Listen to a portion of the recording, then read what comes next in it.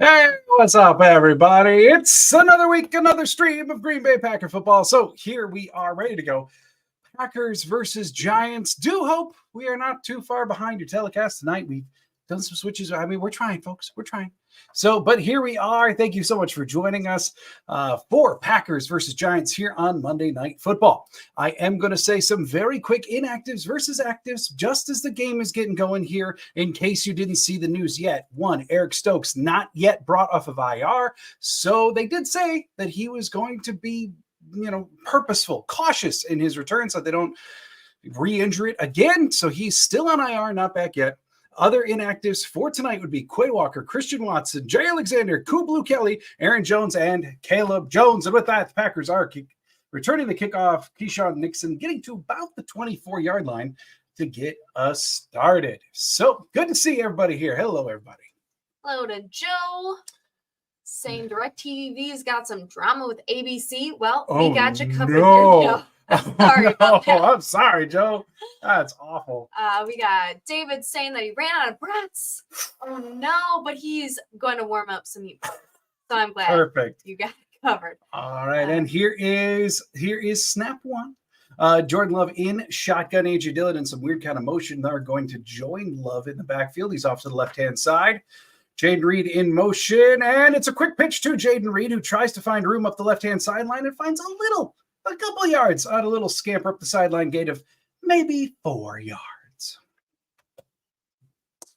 Hello, Chris Hand. Money is green. Hey, Chris. Blue is yellow. I asked a leprechaun if he is to help the Giants. He replied, "No, not this fellow. Let's go." One, it's a good thing it's not March. We don't need leprechaun help right now. It's Christmas. Ask Elf on the Shelf. Mm-hmm. That was your mistake. And LeKeppels is here. Hey, oddly did not have you in my live feeds. YouTube's been cruel, guys. But glad you made it here. And Janelle's here. Hi, Janelle. And we are lining up again for 2nd and 5. Love in shotgun. More motion by the Packers. This one actually handoff to Dillon, who, despite a foot tackle attempt, lunges forward for a first down. Got Jordan Love doing some ballerina spinning in time for the Nutcracker. Hey, whatever works. By the way, if we look like we're looking at a different place for here every week and this looks odd, we did a different setup this week. Yes. We got a TV right here now, so we might be a little off center for the first time trying this. Lake Ebels, I see your last comment there. Wait, never mind, just my internet being weird. All right, we'll take that. Love in shotgun here for a new set of downs. Jaden Reed again in motion from right to left. Love takes the snap and he drops back, finding Tucker Kraft on a quick out to the right. Should be a gain of about 6 to the rookie tight end. Solar Miner, good to see you. Okay, Solar Miner. And just want to say as I'm finishing up inactives and actives here, Kenyon Drake, the only practice squad elevation for this game. The new signee, but Matt LaFleur said earlier this week that, hey, he's a vet. He doesn't need a ton of time to get ready. So Kenyon Drake active right away tonight as running back 3. We'll see if we get him in any sets or some cool plays. I'm looking forward to it. 2nd and 3. Jaden Reed again in motion from right to left. Tons of motion early on, trying to get Wink Martindale to tip his hand. And Reed goes again, but now we got flags. And that's going to be a false start on Green Bay. Land Clark, the referee tonight, and he calls that on. Who did he call that on? 74. Oh, Elton. Big E.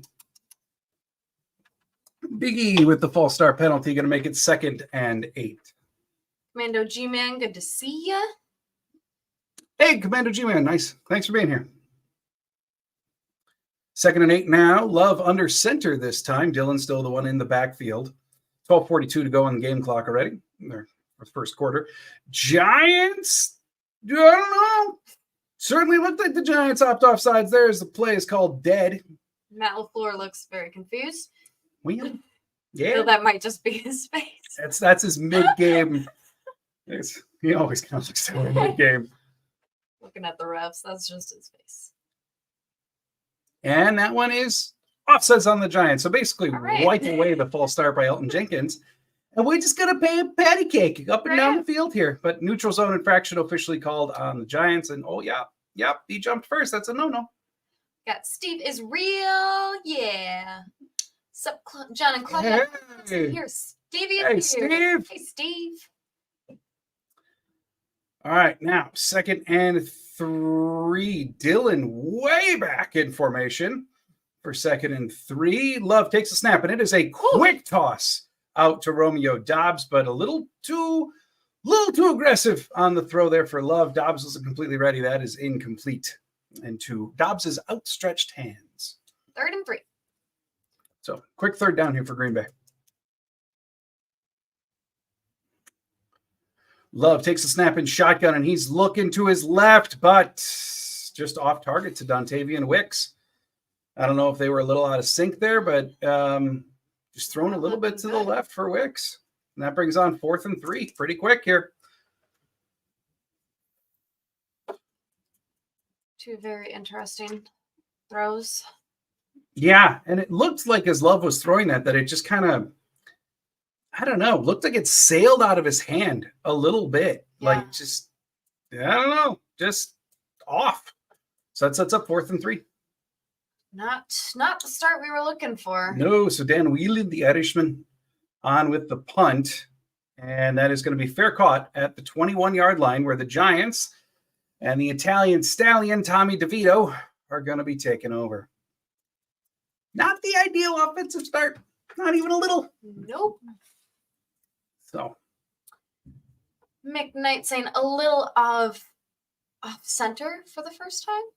Little of center for the first time. Hey, talk about us because we're looking off center. Or maybe just Love being off. I don't know. Either way, Mick. Yeah. Chris Hand. I was on a Giants live for a good game, and I wish you could have saw their face when I told them about under Lombardi. New York beat the Bears at his first title game in New York. Class, turn your books to 1956. Hey, Chris, I love it. Yeah, drop in other NFL teams and give them history lessons. I love it. Right on. Commando G-Man. I'm a little off target. It was bit. A wee bit, yes. Last 2 throws were not the best. Not ideal. Janelle saying, I hope Love being inaccurate isn't a trend. It would be nice if we nipped that in the bud after the first drive. Truth. Maybe just a little too amped up, maybe. Who knows? And Steve is real. Yeah, I'm an Italian stallion as well. Well, that's good. Did you see Tommy DeVito's agent, by the way? Like, they're just straight up mafia on the sidelines tonight. So, and then Commando G-Man there as well. One just popping in. I'm lost. Why is there a second game tonight? So, Commando, basically ESPN and the NFL came to an agreement. They did it earlier in the year, too. It's like, I don't know the terms of the exact agreement, but in the first portion of the year, like the first 4 weeks, and then like the last 6, something like that, even when like Saturday night games are starting for the NFL and stuff too, they're like, they can now air 2 Monday night football games. I don't know. Personally, I'm not a fan. No. Like, because even if the Packers aren't playing, like it takes away from Monday night football being you having a solitary focus, right? And then I don't know. I'm not a fan. But it's all about that money. Solar reminder for a memorabilia question. Is there much Reggie White autographed memorabilia? Yes and no. For one, the stuff that is out there is very expensive. Now, Reggie White back in the day did do like, I mean, this was mid 90s. Back then, Reggie White was even doing, I know in Sheboygan one time, he did a signing at like a shoe store for like $20. And this was when he was in his prime. So is it out there? Yes. But whatever is out there is very pricey, given his untimely passing. So, and plus what his autographs will be on is also fairly limited. Like full-size helmets weren't as big of a deal back in the 90s. So just not as much out there. DeVito now taking the snap in shotgun first down. And he also fireballs it to his receiver, but it don't matter because his receiver couldn't catch that one. And that's going to bring on 2nd and 10 for the Giants. So, yeah, definitely out there, Solar Miner. But what it's on is more rare, and you're going to pay. Like, it's pricey, not going to lie. Anthony, good to see you. Saying, hey, everyone, I was thinking, when do the Packers play? Hi, Anthony, good to see you. Right here, right now. DeVito in shotgun takes the handoff, and he hands it to Saquon Barkley, who gashes through the middle of the defense coming out of the shotgun formation and gains about 10 on the carry. Let's see. Does that give the Giants officially a new set of downs? He's going to be really, really close. He's going to be close. Come on. Where are you going to mark it? Telecast is marking it 1st and 10. We will see if that stands. And it wasn't even an issue of Packers missing tackles that time. It's just he had a nice little lane to go through. And they officially give him 1st and 10. First down for the Giants. Mando saying, we will pretend only one is on. That's right. This Works is the only game that matters. Totally works for me. All right. 1st and 10 now for the Giants. DeVito under center. And he takes the snap. And it's another handoff to Saquon. But the Packers do an excellent job filling the lanes that time. And that is second-year defensive end Devontae Wyatt with the one-on-one tackle on Saquon. Oh, the other thing, Solar Miner. If you're in the market for Reggie White, I will say there is an abundance given the rarity and cost. There is an abundance of fakes of Reggie White out there. So definitely be conscientious of certificates of authenticity with it. One that you can look for that Reggie White was an exclusive of for a while was Ball 4 Sports. But be careful that it's not like a photocopied COA. So I can give you more tips later if you just ask in comments. 2nd and 9 for the Giants. DeVito in shotgun takes a snap and he's looking right, but airing it out to nowhere. I mean, nobody home. His wide receiver was not in the vicinity of DeVito's pass, but we do have a flag. Well, of course. What's Valentine going on? Not looking happy. All right, so maybe the receiver wasn't in the proximity because he got shoved, but that is defensive pass interference on Carrington Valentine, and that gives the Giants an automatic 1st down. And let's see here on the replay. What? But where? What? Valentine didn't do anything. Not to mention the fact that the receiver wasn't even running in the direction of the ball. Oh, we're going to be like that tonight. All right, we're going to be like that. DeVito now under center. Giants have the ball at about the 45-yard line of their own side of the field. DeVito play action, but the pass rush almost gets there. Rashawn Gary misses the sack, and DeVito scrambles off to the right. Be careful. And he's out of bounds. Touch him when he's out, even close to being out of bounds. Gain of about 6 on the scramble. Rashawn Gary came screaming in there, but that's a no-go. He wasn't able to make the sack, so DeVito squirts out, heads right up the right sideline. All right. 2nd and 5 for the New York Giants. Mm-hmm. Little under 10 minutes left in the first quarter. DeVito under center. He's going to take the snap. We got a player in motion. And it's another run for Saquon, but the Packers bottled that up. Isaiah McDuffie making the tackle. Yards. That should go down for about a loss of 3, bringing on 3rd down for the Giants. Isaiah McDuffie right on it in the backfield. Nice. Anthony saying Packers are playing really good. Kind of nervous if they make it in and play my. Well, okay, so first we need to switch your allegiance to being your Packers. That's step 1. Yeah, I'm not going to lie. The Niners are the one team that I absolutely want nothing to do with in the playoffs if the Packers make it. Now for 3rd and 8 for DeVito and company. DeVito takes a snap in shotgun, and he's looking to his left where he overthrows his receiver who dives into the Packers sidelines. But an overthrow is an overthrow, and that's an incomplete pass. 4th and 8 for the Giants. Dan, hey Dan, hey, very nice. Dan. You're not delayed tonight. Woo! You've always been a play behind other games, but we are not today, and that's what we will take. Love that, Dan. Love that. Maybe it's because it's on ABC. Yeah, like maybe it's channel. It's got something to do with it. I don't know, but either way, I'm really happy to hear that. Commando saying not allowed to run with the player now. Nope. Mm-mm. I swear the refs just want people to be mad this season. This is probably obviously everybody gets annoyed with refs when things don't go their way. I gotta say, I think this is one of the angriest seasons for reffing. Jaden Reed there on the punt return. He makes one person miss, but still only a couple yard return, and we do have a flag. So let's see who this goes against. What do we got? He's not sure. Got to go chat. Yep.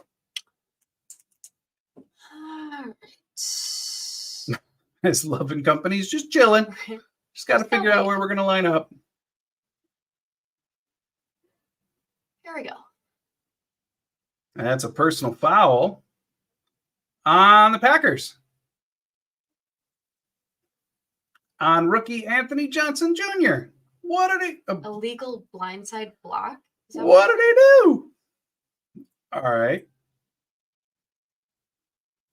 What? What? He even looked at him. He was preparing. He just prepared. I mean, your punting does have more protective rules about that kind of thing, but generally it's reserved for when the player can't even see you or you hit them from behind or the dude just looked at him stretch. And then prepared his body for the hit. How would you say that's blindside if he... Maybe I'm ignorant to a technicality in the rule, but that feels like a real stretch. So, all right, let's hit some comments. Alrighty, we got Chris Hand saying, yes, the pack attack fear is getting to him. I love it. Hey, Tommy DeVito gets pressured on about 40% of his dropbacks, and then about 48% of those pressures turn into sacks. So I get sacked about 5.8 times per game. So, yeah, the man should just be living in fear. Solar Miner saying a few starters missing this game. Just a few. A few. Yes, indeed. Miserable Goat saying 2 questions. We didn't know that the Giants QB could run nor throw. Interesting game so far. DeVito does have he's a notch slower, but it's his mobility is very Jordan Love in that he's not fast, but he does have some scramble to him. He's got some agility to him, and that's kind of what we saw in that little scamper. The big thing with DeVito, and he also has a very live arm, he can throw it deep. The big thing, though, is the man cannot process pressure. It goes all the way back to college. He's struggled with it forever. That's the key to just completely and utterly dismantling the Giants' entire game plan is get after DeVito. So that's what they got to dial up.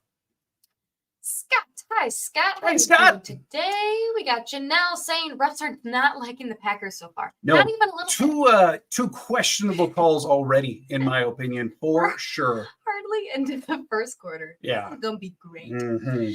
Miserable Goat saying, are we trying to figure a way to practice the ass? What? Do you know what that means? Maybe practice this is? Miserable Goat, what you trying to practice?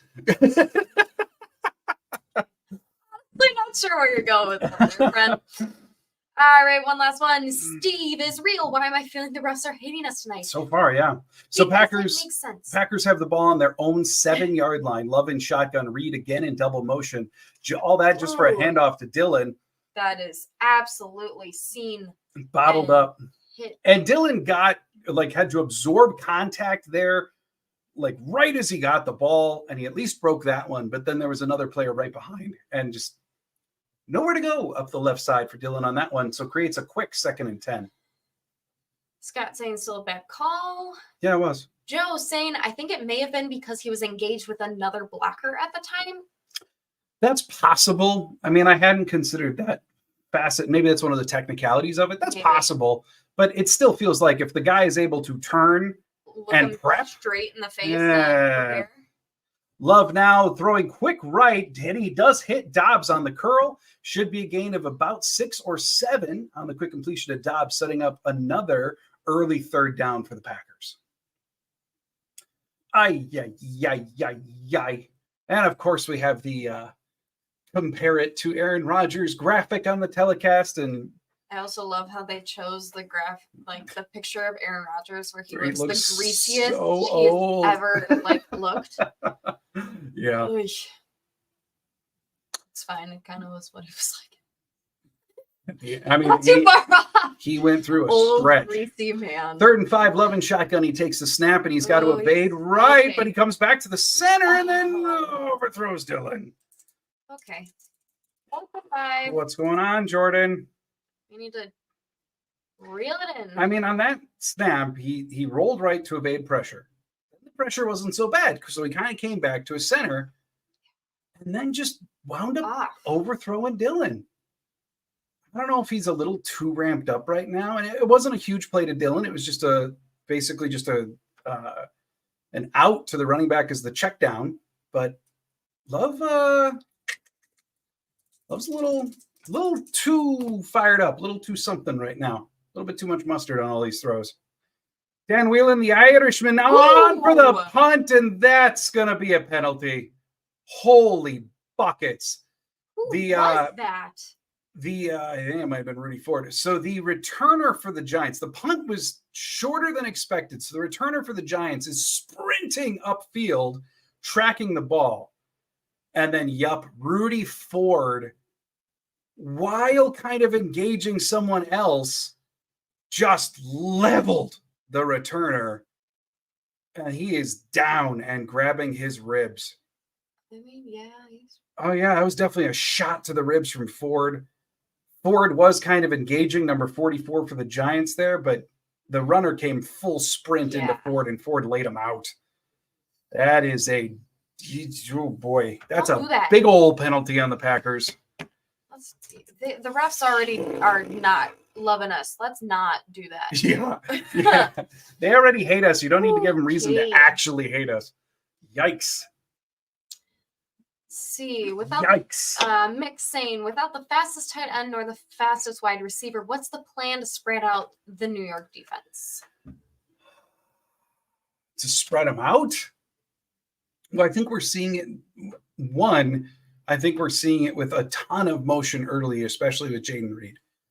Wink Martindale traditionally is a very aggressive defensive coordinator, so they're going to try to give a lot of motion, a lot of, let's say, movement at the line to give Love any information he can to see where the pressure may be coming from against Wink Martindale. So that's step one. I also think we may, in terms of trying to get that spread, the Packers have been doing an increasing amount, and they kind of got the idea from Miami of outward motion, which was a rarity in the NFL up until this year, where they send a guy like Reed, or even they did it with Watson a couple times now with him out. Maybe we'll see Wicks do it, but some kind of outward motion to get the Giants to have to at least spread out at the second level. But I mean, like you're kind of identifying, Mick, here, it is a taller order without Watson, because even in the first couple of weeks of Watson back, before he began making catches regularly, his predominant function was, hey, big dude, go run fast and spread them out. And now that's off the table. So I would expect in some ways a more condensed offense that tries to manufacture space, I guess you could say. Scott saying Love kind of wild so far. Yeah, he is. And also saying he's amped up. Yeah, he really needs to rein it in, calm down, get back to his cucumber mentality. David saying Flair, miserable goat, saying you see what I mean with practicing the A. There they are. They're getting it out of their system, miserable goat. That's what we're going with. Steve saying that's 3 uncalled for penalties. Janelle saying, I don't think Ford could have got out of the way. Honestly, I don't think either, but I think with how that ended, you just take that one. I don't think he could either, but whether it was intentional or not, the Giants returner getting laid out the way he did, that was guaranteed to be a penalty. Yeah. So Giants now with an end around, and it doesn't gain too much, about 5 up the left side before Carl Brooks brings him down. Steve agreeing with Janelle. WHS Pioneer saying Packers off to a bad start. Penalties and missed passes. Hopefully they get turned around quickly. I'm with you, Pioneer. I mean, absolutely. That's the story of the game. A few minutes in here is Love kind of being over aggressive in his throws, not in terms of distance, but just fire on them. And then penalties. I would argue 2 of the penalties have been of the more bogus variety, but that Rudy Ford one is that's getting called every time. Yeah. Okay. Whether it was intentional or not. It's just looks the nature like of it. A flag on the Giants. I'm guessing false start. Indeed. False start. Back them up. Back them up. Take back that run that you just got. or end around that you just got. Steve, I need to go. Lou Holtz on Love and Calm It Down. Yeah, just as long as you're not Lee Corsoing him. WHS Pioneer saying they played that end around fairly well. Yes, they did. Mm-hmm. The PI on Valentine was very iffy. Yes, it was. Yes. And there is outward motion just like that for the Giants. Oh! He was leveled. But they do, that outward Campbell. motion leads to a wide receiver screen that Devondre Campbell reads like a book and downright, like nearly clotheslines the wide receiver. Yikes. Basically no gain, maybe a loss of 1 for the Giants depending on the exact spot, but that's going to set up a third down here. Campbell read that like a book. And then acted aggressively. Leveled. Holy cow. Chris Hand saying sounds like Ford had childhood backlash of the kid who took his lunch money. DeVito empty set, 3rd and 11. The Giants are on the 34-yard line. Pressure does eventually come in for DeVito, but it completes it out to Saquon.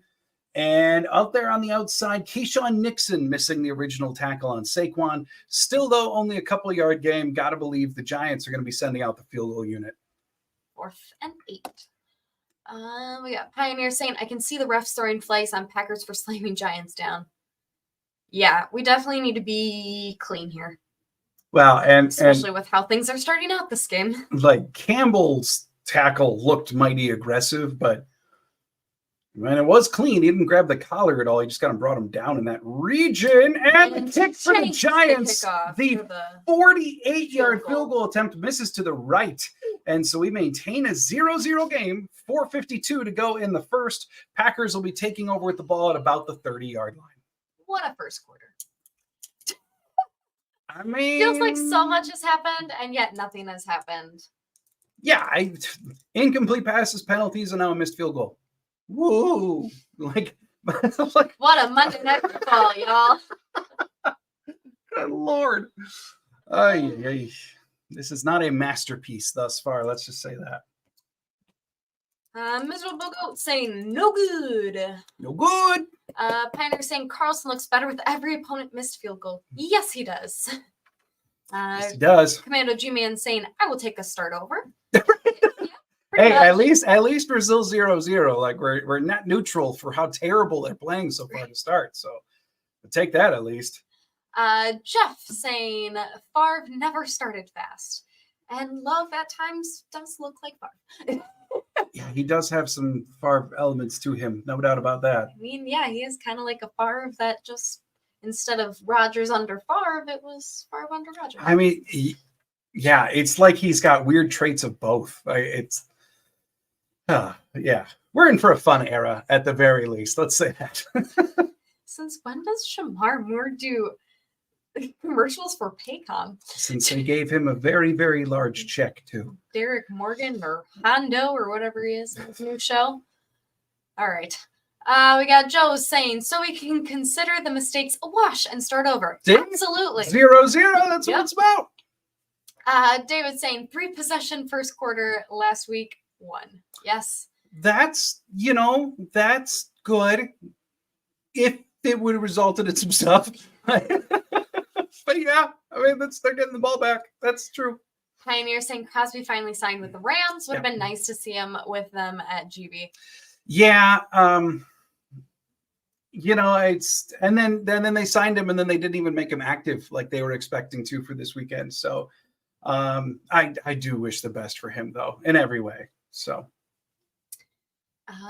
Jacobo, hello from Monterrey, Mexico. Hey, Jacobo. I'm sure you have a lot better weather than we do. Jealous. Yeah, no kidding. Dan saying, let's hope we don't have a game like the Vikings had. Oh, God. Yes, I sure. We are not sitting here through a 3-0 slog, Dan. No. No. Good Lord. Pioneer saying can still score as much or more in the first quarter this week as last week. That is true. There is still quite a bit of time left. All right, Loving Shotgun takes a snap, and it's a quick handoff to Dylan, who kind of ran into one of his own blockers there, Ben Sims, as the path was being cleared, but nonetheless still trudges forward, gains about 4 on the carry. So it sets up 2nd and mid now for the Packers. As the telecast is reviewing how wild J-Love has been in quarter number 1. He's got to settle in. He's looking like early season J-Love, not the one of the last month. And you're saying as long as we win the 3-0 slog, That's is fair. true. If it's gonna happen, it might as well be in our favor. That's fair. Let's just not make it happen. Malik Heath now in motion. Love takes a snap, and it's a handoff to Dylan, who is Too predictable. Hit from the side, and he goes down real quick, basically at the line of scrimmage, setting up third down. 4 minutes to go in the first. Come on, we gotta get something clicking here. Turn this around. Oh, and that was Thibodeau for the Giants, or Thibodeau making the tackle. I mean, Thibodeau's been playing great for the Giants as of late. So, yeah, okay. I mean, he's the edge rusher of the week to really keep an eye on for Packers protection, and there did not work. 3rd and 6 for Green Bay. And it looks as though we have a timeout for the Giants. Wink Martindale didn't like what he had there. So 3rd and 6, we're going to try again. 3:34 to go in the first. Chris Hansen, I was on an NFC North Live the other night, and I said for the Vikings, in the name of Captain Jack Sparrow, if you had a dog and a sister, I'd choose the dog. Yes, I'm good at pack smack talk. You and Lick Hebbles are just in that world, right? And I love it. It's so good for you guys. And hey, this coming Wednesday, I got asked to appear on an NFC North Roundtable Banter podcast. I don't know, got invited to do it. So that's going to be this coming Wednesday. You can hear me talk some Packer smack. I'll post about it on Twitter and the channel and all that stuff I usually do. 3rd and 6 now for the Packers. J-Love in shotgun. He takes the snap and he's throwing over the middle, complete over the middle to Jaden Reed, but that's going to be about a yard shy as Simmons makes the tackle for the Giants. So 4th and real short, going to be 4th and 1, maybe 1.5 for the Packers as we see what they do here almost Looks midfield. Like we're going for it. And I mean, frankly, it makes sense. Like you've got 4th and it's a little over a yard. You're not particularly terrified of the Giants. Plus, one of your objectives of the game is to score quickly. I don't hate this aggression here from LaFleur. Just hope it plays off. And we actually do a snap. It's not the whole, like, let's draw them off sides thing. Oh, but we didn't get the first down. And it's completed on the sideline to Wicks, who reaches out his arm. Oh. And the refs, he reached out his arm, but the refs are saying that it was short of the first. Oh, I don't know about that. Oh, I don't know about that at all. Are we going to get a LaFleur challenge? He reached out before he was out of bounds. Oh, he hit the thing. Does that count like a touchdown? It's not the exact same. Okay. But I mean, but it went over the dot. This should be a first down because he reaches out before like any part of him was out of bounds. Even his toe touches the black line on the. I mean, excellent body control from Wicks, and to know where he was on the field. Going to be really interesting to see how they call this, but and to keep control of the ball. In my mind, this is a first down. Are we going to get a LaFleur challenge? Quite possibly. Well, and I think they have to automatically look at it because it's a turnover because that was 4th down. The runner made a first down. There we go. Packer ball. Dontavian, hey, shout out to the Rook for knowing exactly where he was on the field and controlling that reach out. I thought 11? That was 13. Oh, I thought it was 13. But hey, one of the rookies. Good job. 1st and 10 now. Oh, no, it was Dontavian. My bad. It's fine. All right, so Packers at their own 48, still on their side of the field. 1st and 10, 2:32 to go in the first quarter. Love under center. He's got 2 off to the right, 1 off to the left. Dylan in the backfield. It's play action. And then he completes it to Dylan over the middle, who breaks 1 tackle, breaks 2 tackles. Here and he another guy off. Very nicely done by Dylan. He prances over one guy, shoves another guy. Big play for A.J. Dillon through the air. That is the A.J. Dillon we need to see. All right, we got Pioneer saying Aikman is a anti-Packer. You think? Yeah, has been for a decade. Right. Scott saying, Boot Wicks, you know how much I like him. You know how much we all like him. Mick saying, Dylan using his size. That's right. 1st and 10, Love under center. Wicks in motion from right to left, and it is a handoff for the bowling ball, A.J. Dillon, who this time can bowl no more forward. A gain of only about 2 up the middle. Gives the Packers the ball, I believe, at about the Giants' 18-yard line now. Minute 33 to go in the first. Solar Miner saying, it's December. We got this. That is right. LaFleur is undefeated in December? Yeah, 16-0 in his career. Yeah. Let's keep that record going. 2nd and 8 now for the Packers. And I was wrong. They're actually up on the 16-yard line, a little bit more favorable. And it's a quick handoff to Jaden Reed, who's coming around. That's a touchdown for the Green Bay Packers. Very nice. A deceptive handoff to Jaden Reed as he was coming around in motion, and then he just gets to walk his way into the end zone. No Giants even remotely close to him. Huge touchdown for the Packers. They needed that. Touchdown, Jaden Reed. And as McKnight says, it's not a 3-0 game. That's right. No 3-0 slog here. No, Packers on the board with a touchdown. Jaden Reed. Chris Hand saying, I'm like the guy on the State Farm commercial when he dumps the Gatorade on his head and screams, Unleash Dylan! Yeah. And the extra point. There we go, Carlton. Boy, little buddy. That makes this 7-0 with just over a minute to go in the first quarter. Anders Carlson hitting that extra point. A little bit more to the side than you wanted, but hey, that's a make for the rookie. We'll take it. 7-0. We'll take it. By the way, good time to announce this. If you'd like to hang out with me a little bit more after the game, and I do have to jump like as soon as this one is done because I'm doing an exclusive appearance in the Bleacher Report app, hanging out in Bleacher Report, talking what happens here, Packers Giants. So if you're interested, hop on over to that after the game. Got Commando G-Man showing some love for a great play. Couple of great plays there. I mean, the handoff to Reed plus Dillon just breaking a tackle in multiple ways on that big completion. Really good to see all the way around. Pioneer saying, poor Patrick Taylor in game and no carry. Whole lot of game left. That's kind of his gig, though. Pass pro and be there if we throw it to you, but they're not here to get many carries. Not this time around. Second round pick, Jaden Reed. What a Teddy. And then Steve is really saying that NFC North Roundtable is a cool podcast. John, I go there a lot. I think the one that I'm on is called NFL Outdated. Let me know if that's the one that you head to, Steve. If you do, I'll see you on Wednesday because I'm repping the Packers this week. And if that's not the one that you watch, come on over. Wednesday night, I'll be there. Or at least I'm scheduled to. We'll see. 1st and 10 now for the Giants.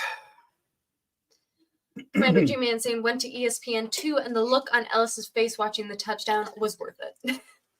Oh, I suppose I didn't even think of that. Eli Manning watching his former team, Packers. Oh, I didn't even think of that on the Manning cast. So I'll look it up, Steve says. Good. There you go. David, this has been a very colorful watch party. Hope it's a good thing, David. Right? It's colorful in the best way. We've got a very up and down first quarter, David.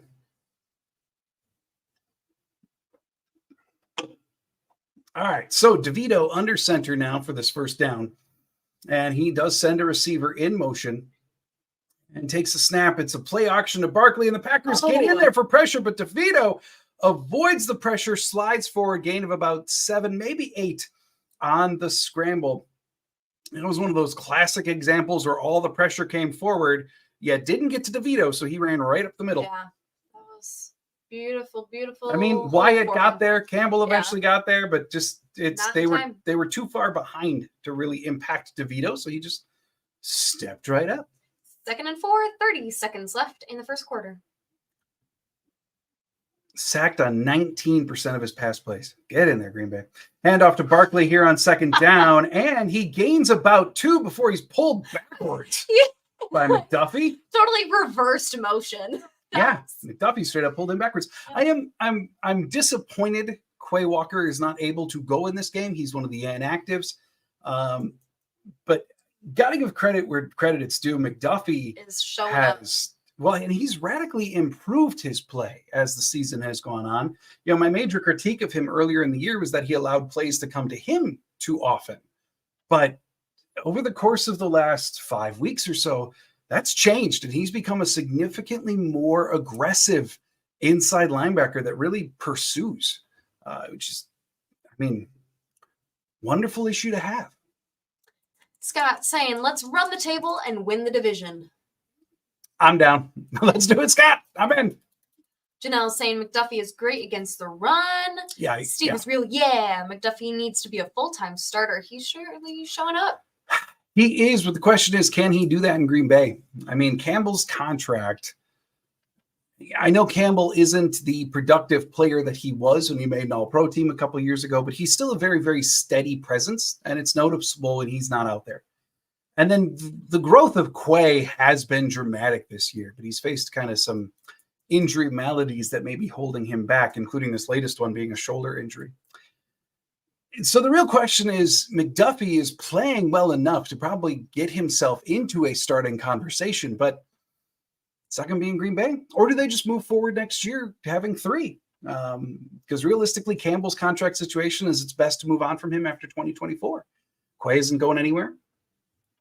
We'll see. And it's a wonderful problem to have. I remember like years ago, when we had no starting quality inside linebackers and we were just searching for someone. And then that's kind of how the ascension of Campbell came about. So now what a wonderful problem to have. Jeff saying, I see McDuffie in a lot of plays. Mm-hmm. Yeah, very, very active. Mick saying Jonathan Ford didn't get the tackle with the run up the middle. Yes, and of which, Mick, I figured you would be quite happy. Jonathan Ford is active tonight. Kind of a rarity thus far, but yeah, good to see him getting involved, at least on the field. Steve is really, let's take each game week by week, one game at a time. We are a very young team. And that's what I was kind of talking about a little bit in the pregame show, and maybe I didn't say it as articulately as I meant to, but the idea of a trap game for the youngest team in the NFL is kind of odd, right? Like a young team is going to have ups and downs, no doubt about it. But a trap game is more like you're a vet team that just kind of coasts through a game. You know, the Packers just need to stay, like you say, focused each assignment, each week, and not worry about the fact that they're on a win streak or a losing streak like they were earlier in the year. Like they need to live in the present as a young team. 3rd and 1 for the Giants. We are in the second quarter. DeVito, NT set in shotgun. He takes a snap. Quick pass out to Saquon Barkley, who basically it's like a wide receiver screen with Barkley. Catches the ball and then charges forward. Plenty of room there. Gains about 4, first down for the Giants. Red Mo, hello. Hey, Red. And you'll see it on the telecast there. 9th time the Giants have been held scoreless in the first quarter, tied for most of the NFL. The Giants, in terms of points per game, are 31st in the NFL now, 13.3 points per game. Handoff to Saquon Barkley going up the left tackle side, and he is brought down right away on the off-tackle run. No gain. Sets up 2nd and 10 for the Giants. Steve is real. I wonder what John thought of Mahomes last night. I feel like that's a halftime question. Cry, baby. 2nd and 10 now, 14:05 to go in the half. And DeVito in shotgun takes the snap, and it is not a handoff to Saquon. An excellent play action, but a quick completion on the slant for first down. My goodness. That's DeVito's family and his agent. I just can't get over the appearance of that agent. My goodness. But a gain of about 14 yards to Isaiah Hodgins gives the Giants a first down. And I think that takes them, yes, indeed it does, into Packer territory at about the 46-yard line. Just a simple, quick slant. Mm-hmm. And looks like Ballantyne was the one in coverage. Chris Walker is the type to after tackles a player. He sits on the player and says, "Wasn't Patrick Mahomes?" Oh, DeVito! And for a first down. DeVito is in shotgun. He evades the pressure eventually, squirts out, runs straight forward for an 11-yard scramble and a first down. If you could actually bring down this tiny little dude, that would be great. But pressure came in there for McDuffie. Then it was Carl Brooks. Then it was Enigbare. None of it really mattered because DeVito avoided all of it and ran forward for 11. First and 10. Yeah, the second quarter. And it's a handoff. Does somebody want to? Oh, my gosh. And I think that's Isaiah Hodgins again for the... No, it's not. It's Robinson. I'm sorry. So Robinson with a huge... it's basically the same play that the Packers ran with Reed, where it's a handoff to a wide receiver in motion, except he was in the backfield. Similar play formation, I should say. And he just ran straight through. He had a lane clear as day. For some reason, I could look like an MVP against our defense. First and goal for the New York Giants. Held them to no touchdown in the first quarter. We could do that in the first half, too. Hand off to Saquon up the left side, and yeah, everyone falls apart. Our entire huddle was in the wrong place. Well, yeah, they all fell down. So Saquon with a 5-yard rushing touchdown up the left side, and the Giants are making this a game. Even Giants fans look stunned. That's cool. But the entire side of the Packers defensive line found themselves on the ground. And let's see exactly what happened here. So they motion an offensive lineman who, look at that. 3 Packer defenders down. Savage couldn't get there. McDuffie couldn't get there. Sometimes it's just that simple. Touchdown Giants. All right, let's see if the kicker shanks it again. Nope. Extra point's good. All right, so it's a 7-7 game. Certainly not an 0-3 slog. Come on, defense. Ben, don't break. I mean, that was just garbage. Yeah.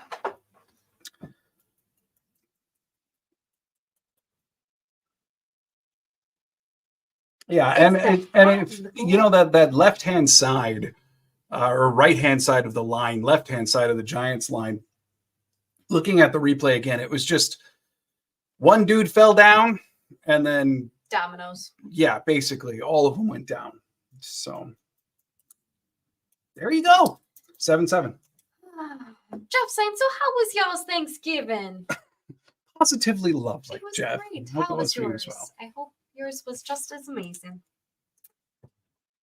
All right. Well,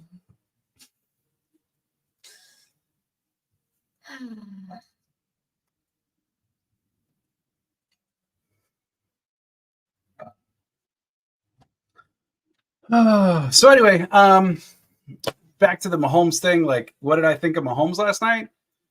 It was a penalty. Like, Tony was clearly offsides. But the ref should have told him. Because that's the hell he should have. No, he was clearly offsides. Tony didn't check with the referee because the wide receivers are allowed to look at the ref and be like, hey, am I good? And then generally refs will be like, yeah, or back it up right before the play is snapped. That's a very common occurrence in the NFL. Tony didn't do that. And he was not just kind of offsides. He was wildly offsides. He was blocking the ref's view of the ball. And then the Chiefs just very, very publicly and loudly whined about it. But I don't know. Maybe don't put yourself in a position that a 5-yard penalty determines the entire game for you. Also would be a valid thought. Yep. So that's just team frustration boiling over. All right. But the refs have it against the Chiefs because their last couple games have been determined by late game flags. Penalties. Well, so anyway, back to the Packers. It's kind of going as expected so far. I've been very open about, like, I don't mind if Saquon puts up the identical stat line to Pacheco last week. Really don't. As long as the Packers successfully get after DeVito, which thus far they're really not. And the offense just needs to sync itself up. Mhm. So. All right.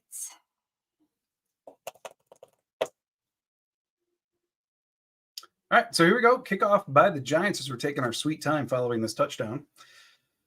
And the kick is up, and it goes into the back part of the end zone. Nixon lets it sail over his head, and the Packers are going to start off on the 25. So looking at a couple there, Tony should know how to line up without being offside. Yeah, you're right. And then Joe saying convenience store on the flag early enough to just stop the play. Offsides generally doesn't stop a play, right? Unless it's neutral zone related.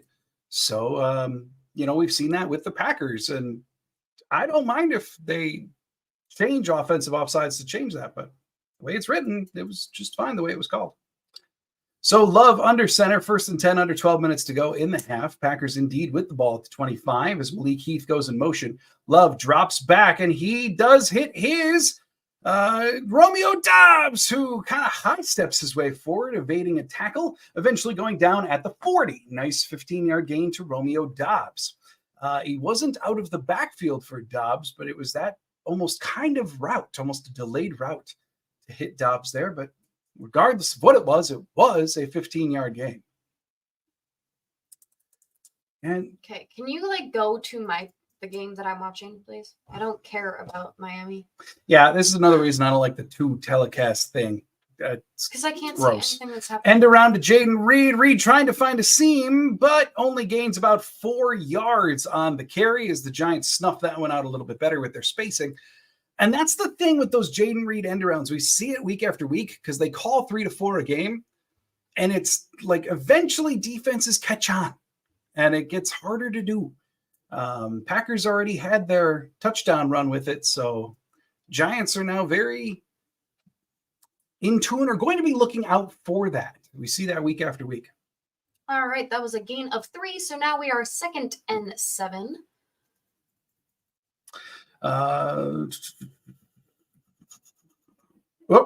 So handoff to Dillon up the left side, and really nothing sledding there either. Gain of 2. Difficult yards there for Dillon again. Just no real gap in the line for him to go through. So he immediately absorbs contact, pushes through it.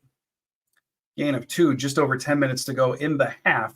3rd and 5 now for Green Bay. Joe saying, I can't believe you still saw that. I tried to remove it. Voice to text got me at the beginning. No worries, Joe. Well, I hope you find your convenience store. All right, so 3rd and 5, Love in shotgun. Dillon, the running back next to him. He's got trips wide receivers off to the right, and then a tight end on the left. 1 on the play clock. Love does get the snap off, and he's looking for someone. Ooh, he's out for there we go. Wicks, baby. Dontavian Wicks fully extends, kind of a lame duck throw there from Love as it had some warble to it going through the air, but Wicks able to extend, pull that down, giving the Packers a new set of downs. Yeah, and just not a overly confident ball from Love there, but nice adjustment by Wicks in the air. Look at that replay. Pulled himself backwards a little bit, extends, brings it in. Very, very nice job by the rookie. 1st and 10 now for Green Bay as Wicks is in motion. Love takes the snap, and it's a handoff to Dillon from the 35-yard line. Dillon gaining about 5 before being brought down by 91 on the Giants. Yeah, Dillon looks like he's really feeling being our RB1 in place of Jones. He is looking mighty tired on the field of being out there again. And that's been the case for weeks now. I mean, it's been about 3 weeks now that he's been dealing with a groin injury. Limited practice appearances for Dillon over that span of that time. He is just battered and bruised back there, but continues to play and, frankly, playing pretty well. Certainly better than he was earlier in the year. Quick pitch to Dillon and gains 4 on 2nd and 5. Should set up about 3rd and 1. As Dillon took the pitch, had a little bit of room, and then ran into 2 Giants. So 3rd and 2, they officially give it. Just over 8 minutes to go in the half. Steve wondering, what's the weather in New York? Anybody know? I did see the temps are fairly mild. And then in terms of wind, there's about a 10-mile-an-hour wind in the stadium. So 3rd and 2, 7:47 left in the second quarter. And that looked like it was going to be a handoff to Dylan. Instead, Love keeps it. And it is loose. And the refs are calling it down. So Okay. Probably was an option there. Love opting to keep it. Goes up the right side. And then the Giants attempted to strip it out, but the refs are saying he was already down. So, and let's see here on the replay if indeed he wasn't down. Rut-row. That is going to be a turnover. Rut-row, Raggy. Yeah, if that's reviewed, that's going to be a turnover. Love was not down there like the refs called. They just straight up pulled that out. And LaFleur gave credit to the Giants earlier in this week, saying that they are one of the best teams in the league at punching out the football. The Giants have had 9 turnovers in the last 2 weeks. Partly because of plays like that. So that's no good. That was an interesting choice by Jordan Love and his run route there as well. And that is a challenge by New York, which will surely be turned in their favor. Yeah, I mean, Love's already on the sideline. They know. Yeah. Bad turnover there for J Love. I'm just feel like he stuttered when he could have just kept going. Yeah, I mean, he probably was looking to evade the tackler in front of him, threw off the timing a little bit, but I mean, assuming that was an option play. Granted, we don't know the exact play call, but it looked by all accounts like an option. To keep in that situation may not have been the best decision. And then, like you said, his running path also may not have been the best. So Jordan Love, not exactly off to a stellar start here on Monday Night Football. I'm hoping this halftime can really turn us around.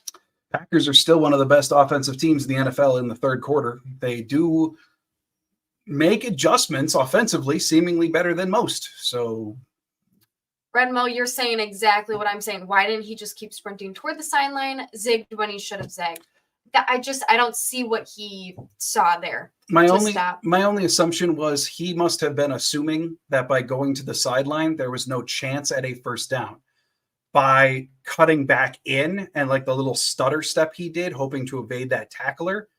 If he would have gotten away from that tackler, he very well could have launched himself forward for that additional couple and gotten the first. Whereas with the sideline, I think he knew it was a guarantee. I'm not going to get that first down. So my only guess is that he was trying to cut in to get himself another yard of space. Not pretty. Questionable decision-making for sure.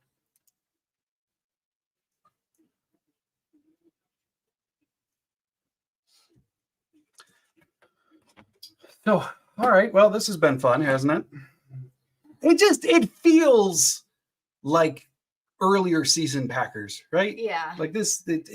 Everything's just a touch off right now for Love and everyone.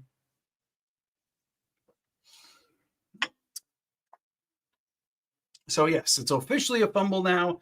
Giants are going to take over with the ball. Love is not looking pleased as he's looking on the pictures on the tablet. I think he's seeing what all of us are seeing. So Tommy DeVito now in shotgun. Saquon next to him in the backfield. We got a runner in motion for the Giants. Play action to Saquon, and he's rolling right. Rashawn Gary. But it doesn't matter as DeVito evades the pressure, throws to his receiver about 15 yards down the field, and that is called a catch by Robinson for a first down for the Giants. And Robinson is sprinting to the sideline saying, hey, let's get another playoff. Let's not even let them challenge this. Although it looked like that was a valid catch anyway by Robinson. So what do we got here? And we're challenging, I think.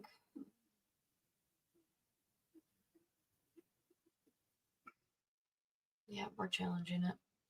I don't know if this is going to go in our favor.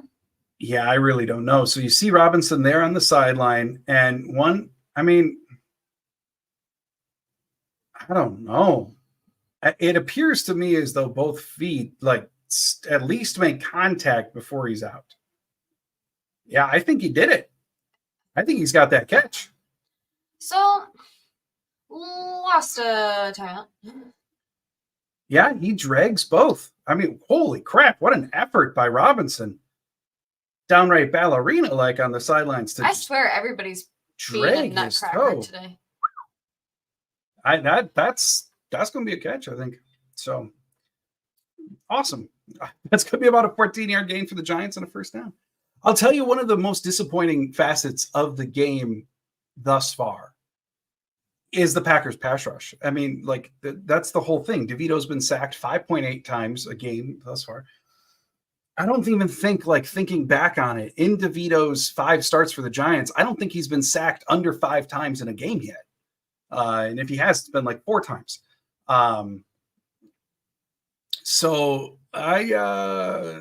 The fact that they're not getting to him yet, or the fact that pressure is just coming streaking in and then he's just stepping out of the way lightly, really concerning for the Packers pass rush that was having more success getting to Patrick Mahomes than it is Tommy DeVito. Not good. Not good. We got Redmo saying toe drag on rotation. Elegant. It was very graceful. Chris Hand saying, I love the read option, but it's like baking cookies. If you're not good at doing it, don't do it. It's a delicate balance, right? Everything has to be just so. Yeah, I very much get that. Jim Lagodi saying that is not a catch. He is out. I don't know. I'm glad you're here, but I gotta disagree on that one. I think he got both toes in. Someone needs to sack him. Agreed. 100%. Yes. 100%. Scott saying they're saving the sacks for the second half. I sure hope so, and I hope our offensive side is also saving everything that they've been doing the past couple of weeks for the second half. They're just holding on to them. Yeah. They're just you only get so many, right? Yeah, absolutely. Jamil saying is concerning to me as a fan. This first quarter is not great. And Steve is real. It's catch. It is catch. Play stands. We lose that challenge. Yeah. So there you go. That's that. Packers lose a timeout because of that. And you see it as the ball comes in, the left foot's in, and the right kind of drags around before any part of him hits the actual white of the sidelines. First down. Redmo saying so much pressure, but they can't get hands on him. He an escape artist or what? Not that much. He's got some. He's nimble. He's got some agility to him, but not to where they shouldn't be able to bring him down. Well, it really feels like every time our pressure does get close or we get an opening, we're still a couple yards away from getting close to touching him. Yeah. Did you? So DeVito with the quick completion now to the right. Another one into the receiver's hands. That one is, I think that was Jalen Hyatt, the third-round pick for the Giants, making the catch. Gain of 8. So 2nd and 2 now for the Giants, just over 7 minutes to go in the half. Rando G-Man saying, I get stopping momentum, but seemed pointless. Jeff saying, soft zone again. Yep. That is exactly what allowed that completion. 2nd and 2, 6:49 left. DeVito takes the snap, hands it off to Saquon, who goes up the middle, but luckily finds a number of Packers there, led by LVN and Carl Brooks, both bringing them down. So really no gain, maybe a gain of 1. We'll see how exactly they sort it out. But that's going to bring on 3rd down now for the Giants.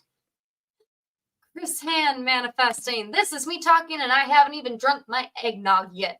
But hear my words, he will get sacked more than once next half. Dear God, I hope so. Goodness gracious. Just by the laws of averages and stats, he should be. Oh, and now we got a whole bunch of finger pointing at both sides. And now the Giants are talking one breath. And that's a false start on the Giants. So instead of 3rd and 1, they're going to have themselves 3rd and 6, just over 6 minutes to go in the half. Guard Sean Harlow called with the penalty. At least I believe he's a guard. But that's going to set up 3rd and 6. Oh, and I'm sorry, they had him in at tight end on that play. Giants doing doing what they can. Jamila's saying, I need the Gary to do what he does, please. It's time. Please. They're due for it. At least they better be. Giants sitting on their own 44, not yet quite to midfield. In fact, the 50 is the first down. So 3rd and 6 for the Giants. DeVito in shotgun, and he takes the snap. No pressure is getting to him, but he's no real pressure. He rolls out right. He does come hit. on, an absolute missed Come tackle. on. Is he going to get the first down? No, they're saying he didn't. So he hits his wide receiver, number 13. Again, Jalen Hyatt, but the refs call him a yard shy of the first down on the right sideline. Darnell Savage missing. Absolutely. Did he even touch him? Yeah, he dragged his hands on his thighs. So Savage missing. Yep. His feet were on the ground. So Savage missed tackle attempt number 1, and then he was finished off. So this is going to set up 4th and 1 for the Giants at the 49. And let's see exactly what the Giants decide to do here. For some reason, the telecast says play clock at 0. What is that? Is anything happening? What is going on? Oh, Giants called a timeout, I guess. Yep. And it looks like they're going for it. 4th and 1. Okay, DeVito went off the field and then back on the field. Well, so my guess is that was Coach Brian Dable changing his mind. But 4th and 1 now for the Giants. 5:11 to go in the half. And I mean, frankly, yeah, for the Giants, this makes all the sense in the world. Like, it's getting 1 yard against Green Bay hasn't exactly been difficult so far. You've got Saquon Barkley. What in the world is that formation? They've got 3 people behind DeVito, and they're all just lead blockers for Saquon, and it doesn't matter. What a stop for the Green Bay defense. They brought in 2 people with Saquon. All of them assumed like a defensive lineman stance behind Tommy DeVito. And they were there exclusively to be lead blockers for Saquon. And it doesn't matter. Preston Smith, let's see, Eric Wilson, Isaiah McDuffie, making the tackle for Green Bay, stopping the Giants short. Green Bay getting the ball at midfield, first down. World. Red Mouse saying should try 4 lead blockers. Like, what even was that? Oh, goodness gracious. No, like, okay. I don't really understand what's happening in this game. I mean, so far. like, that looked like the style of play call that you'd get like in like the 60s. Like, and I get the concept. In theory, it makes a ton of sense, but the Packers just, it's like they saw that formation and then said, we know what's coming, and then they crashed it. And so kudos to the D. Packer getting the ball back. Yeah. Whatever. We'll take it. So now the offense, like, Love needs to settle in. This needs to be okay. Let's get you into rhythm. Let's calm it down. This needs to be a let's say methodical drive for the Packers.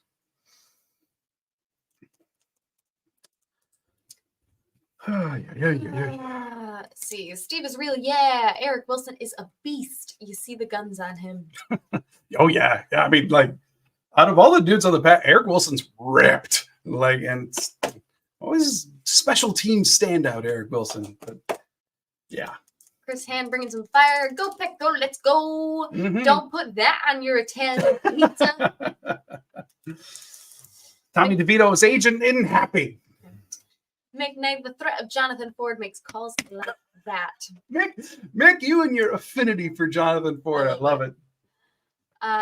Diller Hyde, good things happen as soon as I can. I'm telling you gotta be here. Diller Hyde, it's a thing. Like, you gotta be here the rest of the year now. Yeah. Hey, that reminds me, I got asked the question on Twitter today of, are we doing watch parties? Like, if the Packers make the playoffs, are we doing watch parties all the way through? Yes, Yes, every single game that the Packers play, with the exception of one. When the Packers have their game on Christmas Eve against the Panthers, that game we are not doing again. That's a family day for us. It's when we celebrate our Christmas. But every other game, Super Bowl run, doesn't matter, whatever. Every other game, we are going to be here doing a live watch party, hanging out with you, watching the Packers. Even the New Year's Eve game. Oh, yeah, New Year's Eve. Let's bring in the new year together. Yep, we'll be here for that one. So, all right, Jordan Love now in shotgun here for first down. 5 minutes to go in the half. It's a quick completion out to Reed, who tries to make a read around the blockers. Can't really do so. 4-yard gain, setting up 2nd and 6 on the quick completion. A little under 5 minutes left in the half. Mm-hmm. All right, let's see now. 2nd and 7. And it feels, I will say, I don't have the exact numbers offhand, but it feels like partly the offense that we watched in the middle portion of the year, because the Packers are constantly finding themselves in 2nd and 6, 2nd and 7, 3rd and 4. Like they're not making advancements on first down to make it easier on themselves. All right, and we got a Love going deep on 2nd, but that was a lame duck of a throw, and it's picked by the Giants safety, and he returns it all the way up to about the 44. LaFleur is screaming at somebody. He's yelling at the ref. Pass interference, I'm guessing he wants. I mean, what was that from Jordan Love? That was a lame duck of a throw. And then a return of about 20 yards. Again, Giants have had 9 turnovers in the last 2 games. It's how they've won their last 2 games. But I want to see a replay. There was just no zip on that ball at all. No. Jordan Love needs to go into the locker room and figure himself out. So here on the replay, Love takes the snap, and it's clear he's looking at Wicks. I'm not sure what Safety LaFleur's yelling at. Probably because the defensive back wrapped Hicks hips for like a millisecond, but I don't know. It just that was a bad. Poor decision, worst throw. That was awful in every way. So Giants get the ball at the 44. DeVito again running before he's brought down by Rashawn Gary, who leaps to get him from behind. Goodness gracious. DeVito gains about 6 on the scramble. 4 minutes to go in the half. Giants now very close to midfield with the ball.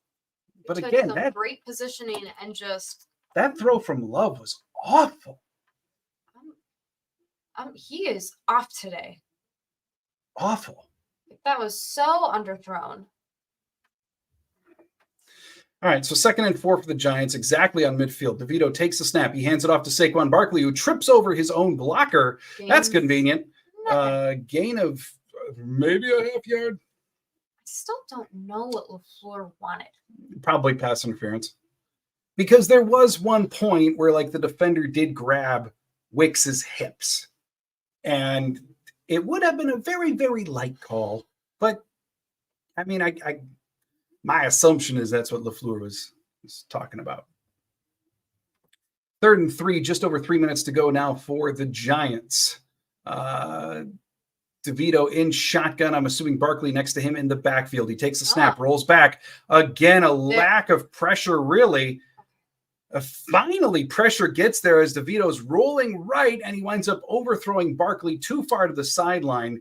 Incomplete pass, setting up 4th and 3. Goodness. So now the telecast is showing on the replay. There's the hip grab. Could it have been called? I guess, because you're not supposed to grab hips like that, but it would have been weak. Yeah, for sure. Regardless, full throw from the quarterback. All right, 4th and 3 for the Giants. 2:52 left in the half. Good Lord, let's get this. At least the Giants are punting. Packers, love not having to pay too much for that mistake there. Reed fair catches it at about the 16-yard line where the Packers are going to take over. Joe saying, time for spy on that QB. If he keeps running like he does. It's not a bad thought.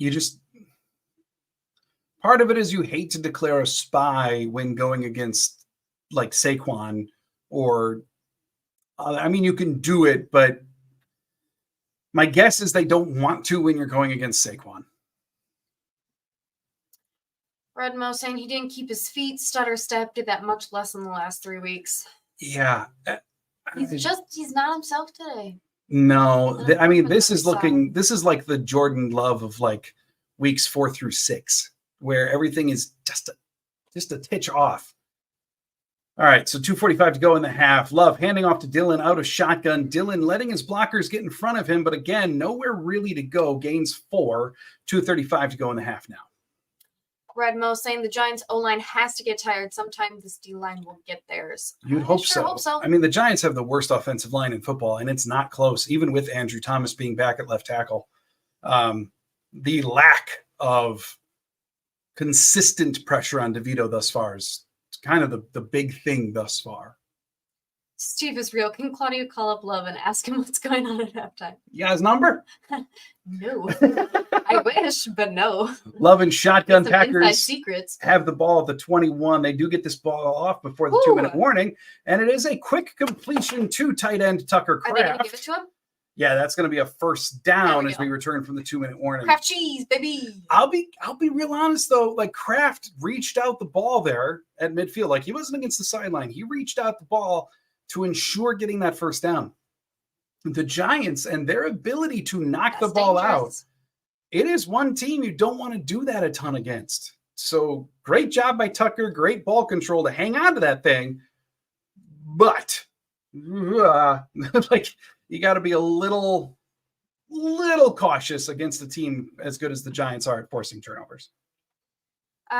Jeff saying, I'm with you. Pass rush has been very disappointing. Thus far, yeah. And they got plenty of time to turn it around, but like that's one of the stories of the first half thus far, because that's the whole ingredient to beating the Giants. Yeah.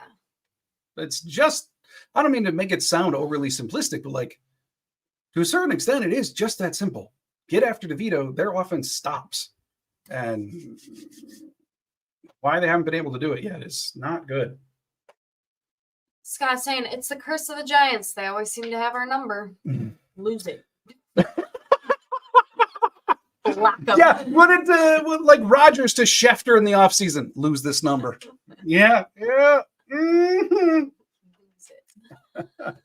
Hi. Jamil is saying, can I just say this to the host? I love you, and you always say the things people are not comfortable to say. Oh, well, thank you. Thank you, Jamil. I really, really appreciate that. I'm honest. Try to be.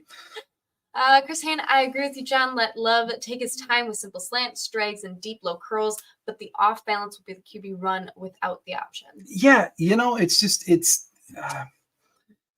I don't know. It feels a little bit right now like the offense weeks 4 through 9. Not where they couldn't move the ball at all, because we certainly went through that stretch, but just overall, Love's just it's like he's overexcited. You know what I mean? It's like when you take 4 Red Bulls instead of like 1, and then everything's just a little twitchy. Like that's what it looks like with Love right now. Like just nothing's settled. Nothing. It doesn't overcome that jet lag. Yeah, it doesn't have fire to it. It has jitters to it, which is just not the Love we've seen for the last month. And that's I don't think you can clearly, like earlier in the year when he was like that, we could say, like, well, the receivers aren't running the right routes anyway, or he's running for his life, or like there was reasons for it. Thus far today, it's kind of just Love. He's got to calm down. Kraft is our Gronkowski in the future. I'm down. Okay. All for it, Steve. Jamila Green, he is off. Yeah. Steve is real. Yeah. Okay, here's a thought. Could the playoff picture be faxing him? It's possible. We'll talk about that more at halftime for sure. Love in shotgun now for 1st and 10 here. Minute 56. Packers have the ball on the 27. Jaden Reed in motion to the backfield. Love takes the snap and pressure comes in, but he gets the ball off to Reed, who runs. Looks like he's falling over the second he catches it. Yeah, I mean, he tried to run into the tackler that was there. Yeah, so I mean, 2-yard gain. There you go. It's kind of just that simple. 2nd and 8. Woohoo. 2nd and 8. Giants playing very off coverage. What the frick was that? 2nd and 8. Giants are playing wildly off coverage, like Joe Barry style. So Love takes the snap and throws right. But either the wrong receiver stayed in for the screen, or Love completely sailed it over Reed's head. And yeah, that looks like that just sailed over Reed's head. What is going on, J-Love? J-Love needs to. Third night. I mean, it wasn't pressure. It was just. No, it's just a bad. Just off. Under 5 to go on the play clock. Love takes the snap before it does expire. Pressure up the middle. Love scrambles to the right, and we're going deep. And there's the flag. Okay. Reed was essentially getting tackled as the throw was coming in, and I do believe that's going to be pass interference on the Giants. Saved by the flag? Who needs a bell? Riches. Took me a minute, but I got it. Oh my gosh. And happening? The corner just tackled Reed before that came in. I said, no, that's going to be a pass interference penalty, and the Packers are going to find themselves in much more favorable field position following that penalty. Joe's saying could be too much playoff talk too soon. Pressure is on? I mean, it could be. I wouldn't be okay. Let's just talk about that at halftime. There's a lot more to explore there for sure. All right, Love in shotgun here. Minute 23 to go at the half. We got trips off to the left, one receiver off to the right. I think that's Taylor in the backfield with Love, but maybe. He throws the ball to Samori Toure, a Toure sighting. Active for the first time in about a month. Yeah. Tonight is Samori Toure with the Christian Watson injury, and he bobbled it, but he did ultimately catch it. 6-yard gain off the left sideline. They did call him inbounds, though, so the clock is ticking. 1 minute to go in the half. 2nd and 4 for the Packers at the 38-yard line of the Giants side of the field. Love in shotgun takes a snap, and he hands it off to Patrick Taylor. Ooh. Taylor breaks the tackle, and he's running up the middle of the field, all the way up to the 23-yard line, straight up the middle. He dodged that tackler and just kept on going. First down for the Green Bay Packers. 40 seconds to go in the half. Packers do have 2 timeouts remaining. Clock is still running. 35 seconds left. Love again in shotgun. Taylor still in the backfield to the left. And the pass goes to Taylor, who... Get out of... What is the plan? What are we doing here? And LaFleur is pissed. And I'm guessing that's like Taylor... Okay, yeah, I want to see a replay, but Taylor didn't run forward, and he didn't run out of bounds. He just kind of danced around in one spot. Yeah, if anything, he tried to cut it inbounds on this completion. When in actuality, I mean, he just should have gone out of bounds. And it's like he stepped in and then went, "Oh crap, I forgot where we were." And LaFleur immediately calls a timeout. LaFleur is absolutely livid at Taylor. And Taylor's going, "Yep, I know, I messed up." Yeah. Ooh, LaFleur is mad.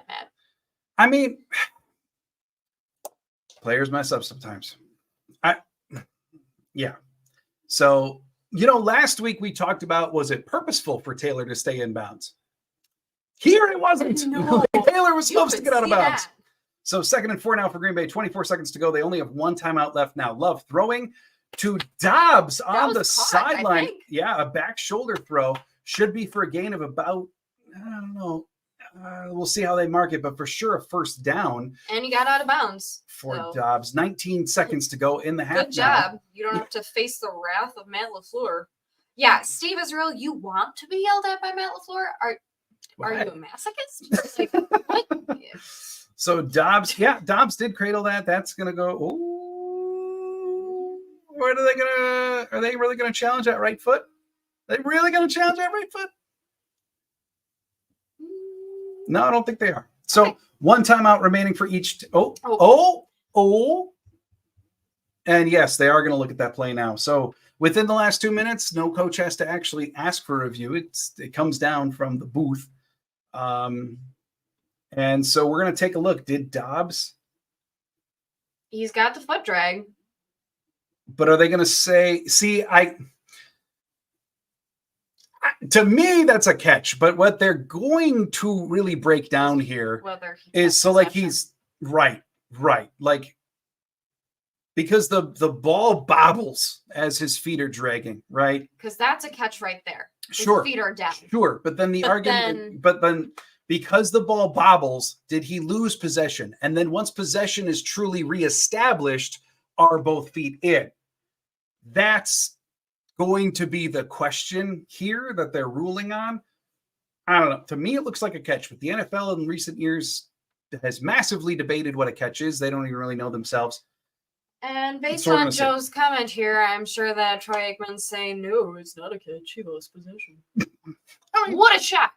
It's Troy Aikman. I mean, you know, I get the Troy hate, but that's just like part of having former players in the booth. Like Troy went to battle with the Packers in the mid-90s. Of course he's not going to like the Packers. Like, it's just part of the nature of it. 19 seconds to go in the half, incomplete. Yeah, so that ball movement from Dobbs basically broke the chain of possession. When possession was reestablished, both feet were not in. Incomplete pass. That's the rationale. That's the ruling. I don't like it. 20 seconds to go in the half. 3rd and 4 for Green Bay. They are luckily in field goal range if it gets that far. So. No interceptions. Yeah. Just going to say it now. Yep. Put it out into the universe. And when we actually get the ball snapped here, it appears as though Love is in shotgun for 3rd and 4. He's got trips off to the right, one receiver off to the left. 20 seconds to go in the half. Ball on the 18-yard line of the Giants. Looks like Patrick Taylor, maybe the running back next to Love in the backfield there. Yeah, those thighs don't look like A.J. Dillon. Oh, it's not A.J. Dillon. Love takes a snap, read in motion, and Love. Okay. No, that's incomplete. So the ball is batted up in the air by the defensive lineman. Incomplete pass. And I think that was deflected by... Listen, but I could have taken a completed pass as well. Kayvon Thibodeau, the one getting his arms up and knocking that away. So Packers going to be trying a field goal here. Oh, no, it was 91 first. 91 for the Giants, got his hand up first. And then Thibodeau deflected it again. As Redmo says, Andrews time. 36-yard attempt now for the Packers for Anders Carlson. 4th and 4 for Green Bay. Come on, Carlson. At least give us the lead going into the half.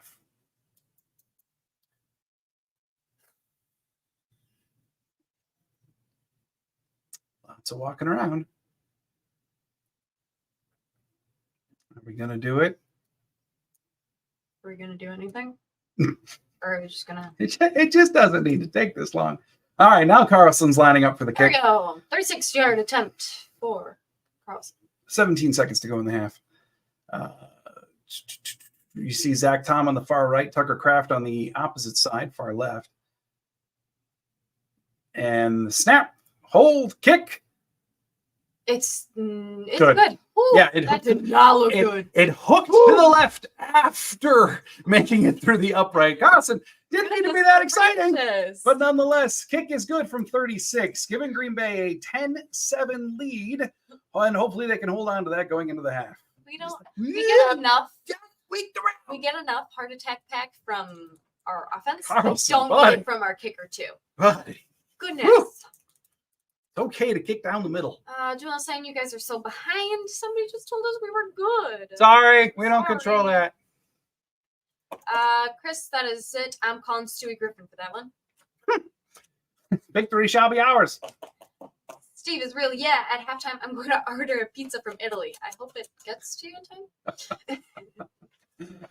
Scott Love throws tonight look like wounded ducks. They ain't looking good. There's just no zip on them.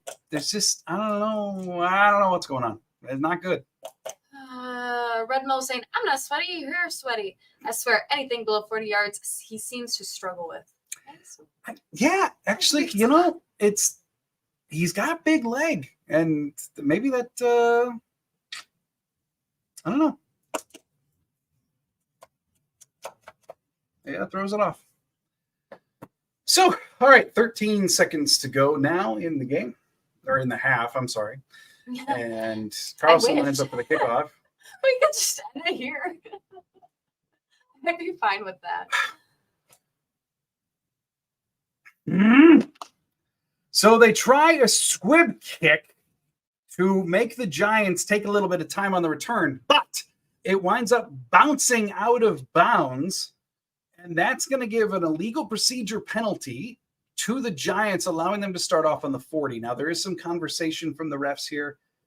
Oh, did he actually not let it go out? It touched him. Did it? Oh, you're going to get yelled at so much by your coach if that touched you? It most definitely touched him. It touched him. Oh, my word. So for an illegal procedure to occur, like it can't touch an offensive player. Oh, you're going to get yelled at so much, Pedro. Woo.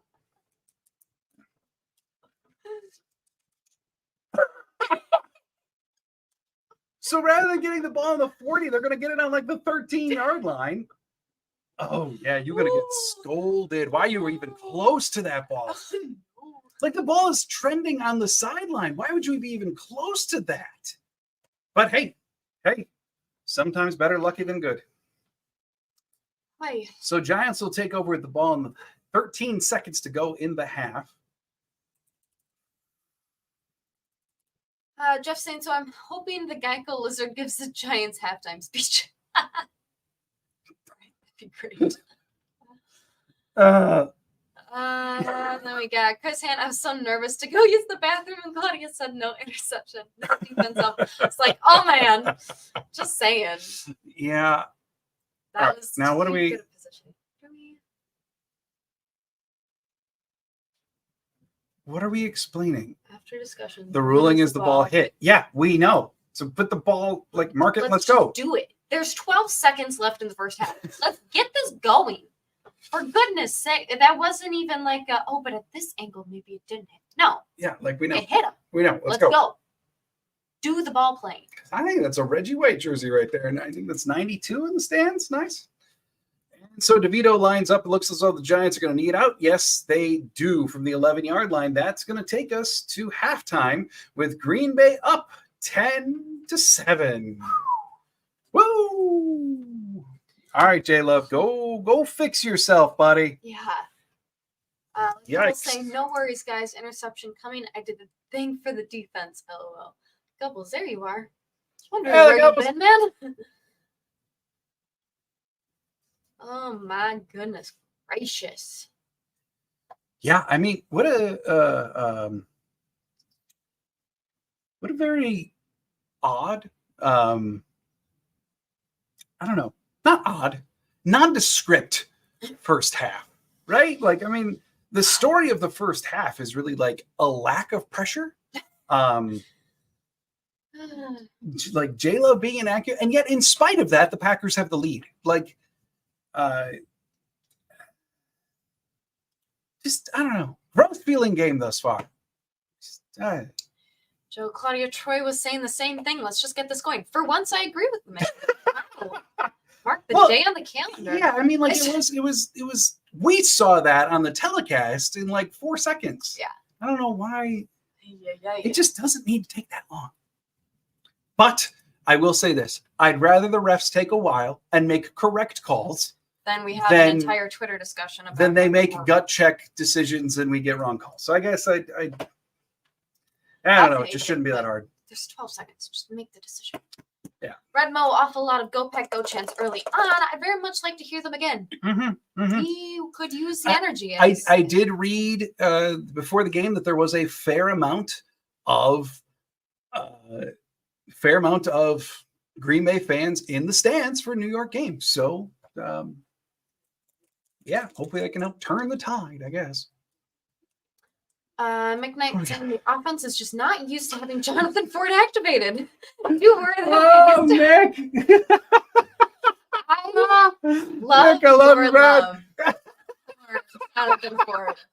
It is so undeniable and just, I love it. He just has such a presence. He throws off everything on the field.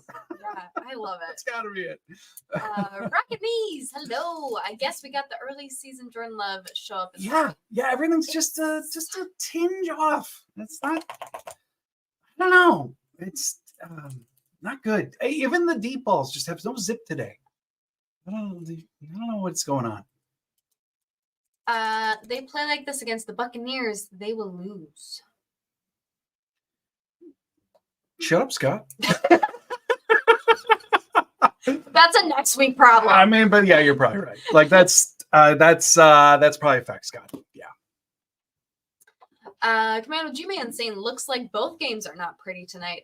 I saw, isn't it 7-7 for the Miami Titans Dolphins? Yeah. I don't know.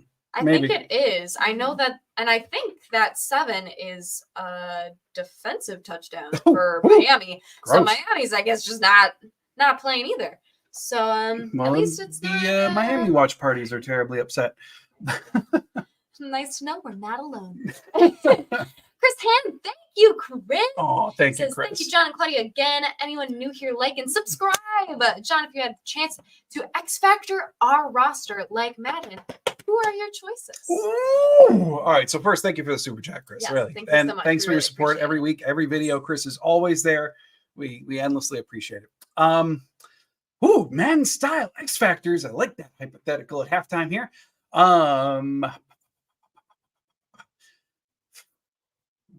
I mean, I don't know what you'd give him, but like you have to give something to Aaron Jones, right? Like, and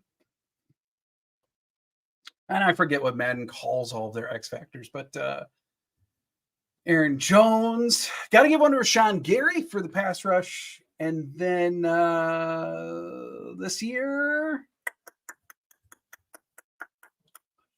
I mean, probably Dobbs, right? For like the possession receiver style X Factor. Probably would go Dobbs on that one. But after this first half, I cannot give Jordan Love an X Factor. Them's the facts. Because I can't give him the deep bomb one that he normally would get or anything like that. So, yowza. So, all right, taking a look at a couple comments here. Jamila, you were right. I hit them. Jamila, you might need to refresh your feed or something. Try that, because I think from your last couple comments, we might be ahead of you. So try just refreshing. We'll see if we can get you in line here in time, I should say, with us. And then Red Mo saying, Nixon, need those game-changing returns. Yeah, I was very surprised to see that Nixon is doing so well NFL-wide return-wise. I think he's leading in like total yards. He might even be leading in like yards per return. Like he very well might be the NFC Pro Bowler for returns again. It just doesn't feel like that this year because there hasn't been like specifically the one return like he had last year for a touchdown or but Nixon also brings it out at a higher frequency than most other returners too. So I'm sure that's part of it, but yeah, like I'd be all for it. I was just very surprised to see those stats from Nixon. And then Jeff saying, really? Yeah, if that's in regards to Nixon, yeah, right? Like it feels really surprising. But in terms of like cumulative yards, I think even yard per return, like he's tops in the NFL for a lot of returner categories. It just doesn't feel like it. Rocket Knees saying, I'm hoping Matt LaFleur tears into them, wake their ass up, see how they respond. This is disappointing so far after the last 3 wins. Yeah, something's got to change. For sure. And I guess like this is the thing, like we were talking earlier about, are the Packers playing down to their opponent, right? Or might the Packers be influenced by their recent hot streak? Or has the talk of playoffs infiltrated the locker room to now where they're, a little complacent going against a losing team? And I guess I would just say all of those things are absolutely possible. But like I was explaining earlier, like I don't know as if trap games are really a thing for the youngest team in the NFL, because I guess what I'm inclined to say is earlier in the year when the Packers were looking terrible and they were horribly stagnant from weeks 4 to 9, really, we had a lot of conversations about how learning is not linear. They're not guaranteed to just get better every week. Oftentimes it's going to be 2 steps forward, 3 back, 1 forward, and you end up where you were, right? But like the idea is you're not just automatically going to get better week after week. Well, the same thing applies when the team is playing very, very well. Over the last month, they've been playing incredibly well. But even in that, you're going to experience deviations of up and down play from such a young team. I would say the two incredibly disappointing components tonight thus far have been the pass rush on the defensive side of the ball. But then on the offensive side of the ball, it really boils all down to just one guy, and that's Jordan Love, who in his own journey is going to experience ups and downs. The downs tonight, though, is so down compared to where he was. It is such a wild deviation from where he was a week ago that he looks like two different guys. This isn't the guy that was beating the Chiefs and lighting up the field last week. This is the dude who's throwing lame ducks against the Giants. So maybe things are in his head. Maybe. Maybe he's just a young quarterback that one week was on and the next week is off. And, so maybe there's just not a lot more to it. Young players go through that. So I'm inclined to believe that this isn't some indicative of a weak mental team. I'm inclined to believe that this isn't some now all of a sudden they're complacent because they won last week. Sure, maybe there are elements of immaturity to it. They are very, very young. Like maybe they are a little bit complacent for the first time ever. But maybe also they're just kind of a young team that's going through the ups and downs of being a young team. Just like when they were bad, there were flashes. Now that they're good, there's bad. And maybe it's just that. Without being in the locker room, we can't really know for sure. Now, what I will say is, regardless, it's on LaFleur to get them back. Coach of being a young team, you have to be the stability because they're going to go like this. Your job as coach is to be the middle and be what they need you to be. And hopefully he's doing that in the locker room right now. Yeah. Peter, bonjour. It's almost 4 a.m. here in Bordeaux, France, and I'm starting to wonder if that started to sleep last night. Oh, Peter, bonjour, Peter. So sorry. Your dedication for watching games in the middle of the night is incredibly commendable. It is amazing. But I will say, hey, they still have to go. This could be the most fun second half ever. Logically, will it be? It doesn't look like it, but it could be. And then it would be worth it. I will bring back the beginning of the season. This is our half. This is our quarter. It's true. We're switching things up. We're turning them around. Yeah, that's true. We're bringing it back for this game. Mm-hmm. Hopefully not permanently. Hopefully the entire game will be our game. But today, we're bringing it back. That's right. We'll take it. Chris Hansen, can I back up a little bit? The way John said, it's got me laughing bad. Yeah, sorry, Scott. We don't need to think about next week yet. All right, they're going to be a different team. Yep. Red Mode, Jekyll and Hyde. Yeah. Young teams are. Yeah, that's fair. Commando G-Man really hoping defense is showing things they didn't expect. Could be. Yeah, I mean, could be. And Wink Martindale, former D coordinator for the Ravens, like realistically one of the better D coordinators in the league. He has that defense. They've given up a ton of yards in the last 2 weeks, but you're talking 9 turnovers in the last 2 weeks. Now, I'm not going to lie. They weren't going against the world's best offenses in the last 2 weeks. No, they played Sam Howell. They played the New England quarterback situation of Zappe and Jones, and that helps.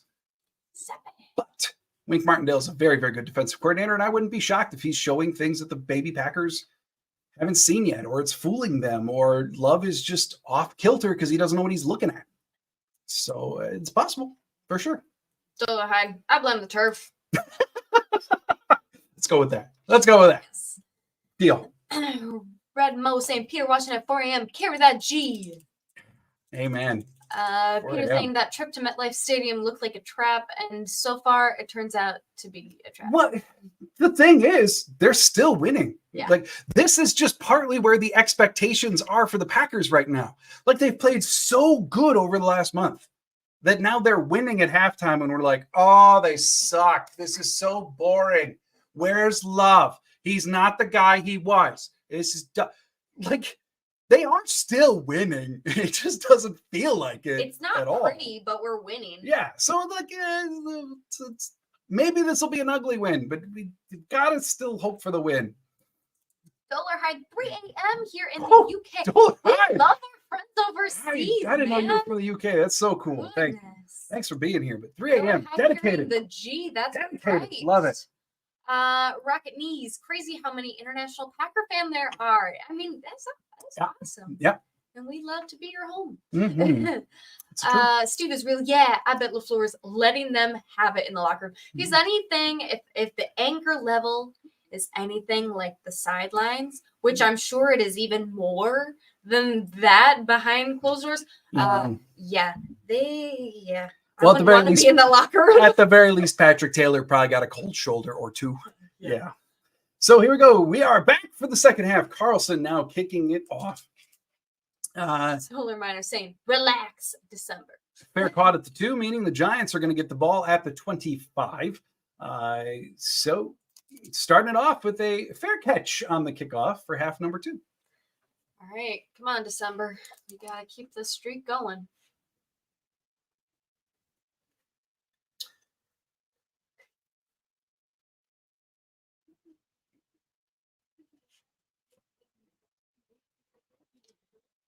Got Redmo saying, I hate this fair catch rule. I do too. It's weird. I don't like seeing a dude fair catch at the 2 and then they get the ball on the 25. Yeah. It's just different, and I don't like it. I'd like them to have it at the 2. Right? So DeVito takes the snap in shotgun. He's looking to his left. Nobody there. Then he scrambles to his right. And so he gains about 6 on the scramble, slides. Nixon, but there is no flag so far. Okay. Nixon lays into him while he's sliding. Generally, that's a no-no. But the refs deciding it was fine in this case. Is it because he already started his motion pre him going? That was not. Generally, they don't care. I mean, if it even looks like a quarterback is going down, get out of there. But no penalty called. So all right. Hand off to Barkley, who kind of falls forward. Savage brings him down. Gain of 3 for Barkley. Sets up a quick 3rd and 1 for the Giants offense. As Solar Miner says, he is in Patrick. This year has been a really, really bad year for discrepancies within roughing the passer. Yeah, for sure. It is obviously every year you can't be the same, but this year it's being highlighted pretty badly. All right, so 3rd and 1, 13:42 to go in the 3rd quarter. DeVito takes the snap, hands it off to Saquon Barkley. He's got nowhere to go. The Packers shut him down. Loss of 1, maybe 2, depending on the stop. Regardless, though, it brings up 4th down, officially 4th and 2. So it does look as though the Giants are going to be bringing on the punt unit. Great 3-and-out stand for the Green Bay Packers. That is very shameful. I don't like that. That should have been a penalty, but you take the good, you take the bad, and there you have the facts of life. So 4th and 2, Jamie Gillen on the punt for the Giants. He gets it up and off, and Nixon is returning, and Nixon drops it, and he drops it again. Who lost it? Oh my goodness gracious! Get off the field. So Nixon bobbles the punt, picks it up, gets hit, drops the punt, and Giants the Giants drop it. Giants recover. Oh my God! That was pathetic. Get off the field. That is too bad. 2 bad decisions in a row. Get off. So take a break. Okay, Nixon lit up a quarterback for what should have been a penalty, and then Nixon drops a punt. And then he picks it up. Just stay down, Nixon. You don't have to be a superhero. Just keep your ass on the ground. Goodness gracious. So the Giants get the ball at about the 30-yard line in Green Bay territory now. What's wrong with you? Just right through his hands. Now just stay. Right there where he lunged on the ball. Just stay. What are you trying to get up for? There was no room for you to get up anyway. Stupid decision. Now we're giving them beautiful field position to get out there and wreak havoc and revenge on you for assaulting their quarterback. DeVito, 1st and 10, empty set, throws it to 17, who's wide open. And, Carrington Valentine showing a bit of fire. However, knock it off. I don't want to see that right now. Okay, so completed over to 17. I mean, it's a good thing that a young player is fired up. However, when you hit a guy to the ground, you cannot stand over him and flex or anything like that. Could get you suspended or called for an unsportsmanlike conduct. You can't shove violence in a dude's face. DeVito showing me the other game and touchdown. Nope, they called him down at the 1. So Tommy DeVito, I don't know if it was an option or a scramble, but Tommy DeVito runs his way up to about the 1-yard line for the Giants.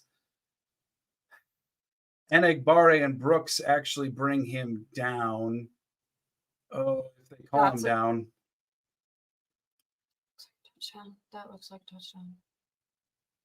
That looks like a touchdown. Yeah, we're going to have to see how they call that. So, but can we actually see the whole play? I don't know if it was a designed quarterback run or option. I didn't catch the beginning of the play, but regardless, I mean, okay. First, not get the touchdown. 1st and goal now for the Giants are on about the half-yard line. They certainly have their goal line offense in. DeVito takes the snap, hands it off to Barkley. Barkley finds room on the right side and twists his way in. That should be a touchdown, Giants. Come on. What is that?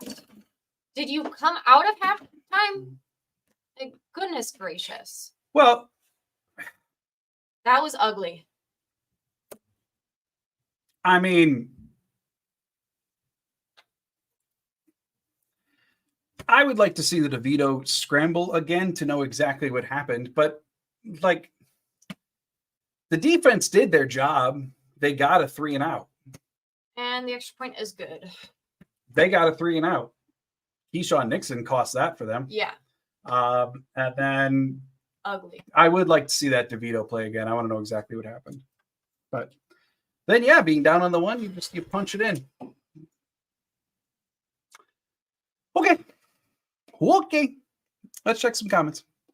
All right. Commando G-Man saying, I thought we played Mahomes last week. We did. And we beat Mahomes last week. We did.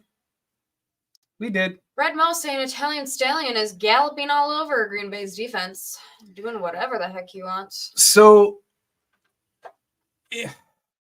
if you want my take on what's going on defensively, when the Packers played Pittsburgh a series of weeks ago, we were very, very frustrated, right? Like, no one loves the Joe Barry philosophy of play way back, right? And then when we played Pittsburgh a few weeks back, the Packers changed their defensive scheme to a single gap system in an effort to stop Pittsburgh's run game. And what happened was the personnel for the Packers didn't do it well, at all. They didn't handle the change well, and Pittsburgh ran like crazy against them. Without seeing all 22, without anything, just looking at the telecast, my guess right now is that the Packers are again focusing on Barkley because they've done a pretty effective job on Barkley designed runs. So my guess is that they have adapted to a single gap, something like that, to really key in on the run. And now what it's doing is it's opening up all of this other stuff for the Giants. When in my opinion, priority 1 should be, I don't give a crap if Saquon runs for 100 yards. I am not going to let Tommy DeVito beat me. And that's what's going on because it looks like they're focused in elsewhere. And then DeVito's able to run away from them. In which case, it's the second half. How about you hurry up and adjust? Yep. The Capitals high variance team indeed. Yeah. That's, yeah. Mm-hmm. Red Mo, they left him alone earlier. He knew he had an opening. Mm-hmm. Yeah, it's happening again and again and again and again. Pioneer, well, that was a horrible start of second half. Indeed. That's one way to say it.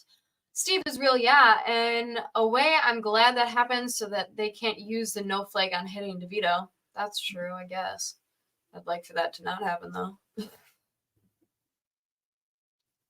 Good, at least Keyshawn Nixon isn't our punt returner anymore. Goodness gracious. Red Mo, why does Danny's agent look like he looks like he wants to sell me fake Rolexes? I mean, that jacket is perfect for the. Does have a slight mafia look to him. Yes, it does. Pioneer saying Atlanta's QB ran all over the Packers too. Yep, and very similar defense. The one difference versus Atlanta that's kind of going on here is the Packers couldn't tackle Bijan to save their lives. At least they're doing well against Barkley. End around here to Jaden Reed, who does have a seam. He's going up the right sideline. Nice gain for the Packers as Reed is pushed out of bounds. So there we go, perhaps a little bit of momentum for the Green Bay Packer offense. Let's keep it going. Peter is saying it looks pretty much like that ugly London game last year. Oh. Don't bring that up, please. Oh, Peter. But yeah, you're right. Talk about it. Yeah. You're not right. Jamila's saying, really, they just scored from the punt return. Mm. Oh, yeah. Yeah, they did. That was a thing that happened, Jamil. You true. Pioneer, they've gotten a lot of pressure on DeVito passes, but keep rushing past him and leaving the middle open for scrambles. All right, so Reed in motion again. It's faked to Reed. Actually handed off to Dylan here on 1st and 10. Dylan's got nowhere to go up the right side. For 2 yards? Yeah, about a 2-yard gain there, setting up 2nd and 8, 10:30 to go in the third. Kebble is saying Rich making Joe look great by comparison right now.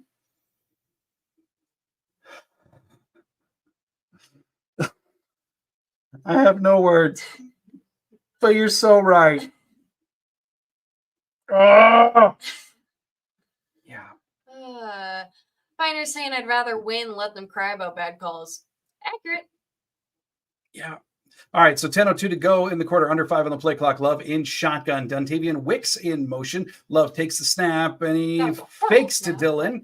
And then he's got a backpedal. He eventually completes it to Dylan, who's his check down. But holy crap, that was far behind the line.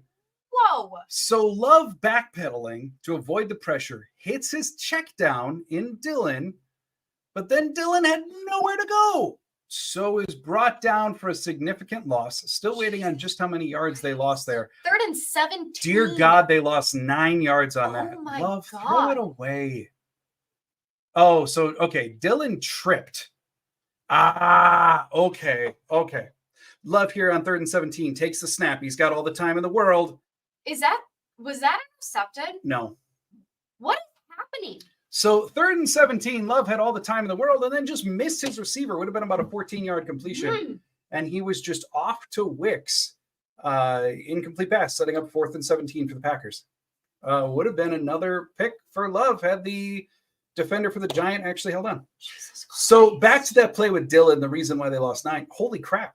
Wicks was standing still, and Love just threw it to the left of him. Wicks, you need to go calm down, buddy. Or Love. Dan Whelan, the Irishman, now on, punting it away. And that is motioned for a fair catch, but not actually fair caught. And wait, did that touch a Giant? Did it seriously? Please, did that touch a Giant? It did. They're marking it 1st and 10 for the Packers. It must have touched a Giant. How? What? No. What? What is? Okay, so they're calling it. Oh my God! It touched his arm. Oh my God! Oh my God! What? Whoa. Are we getting saved by? We're playing a team that's worse at special teams than us. Special team.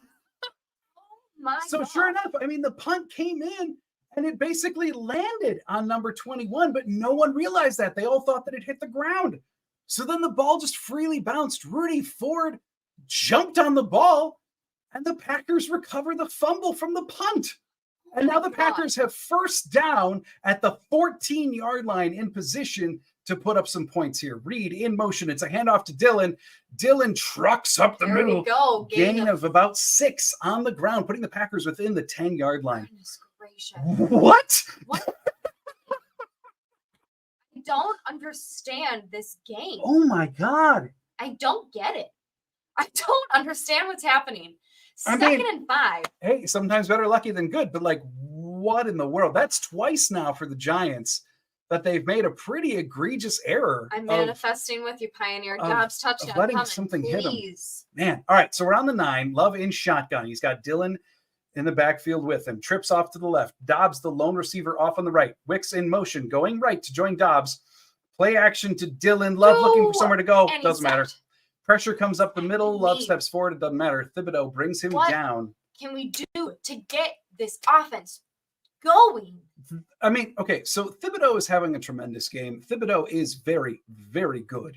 And Love stepped up. Thibodeau came up to meet him.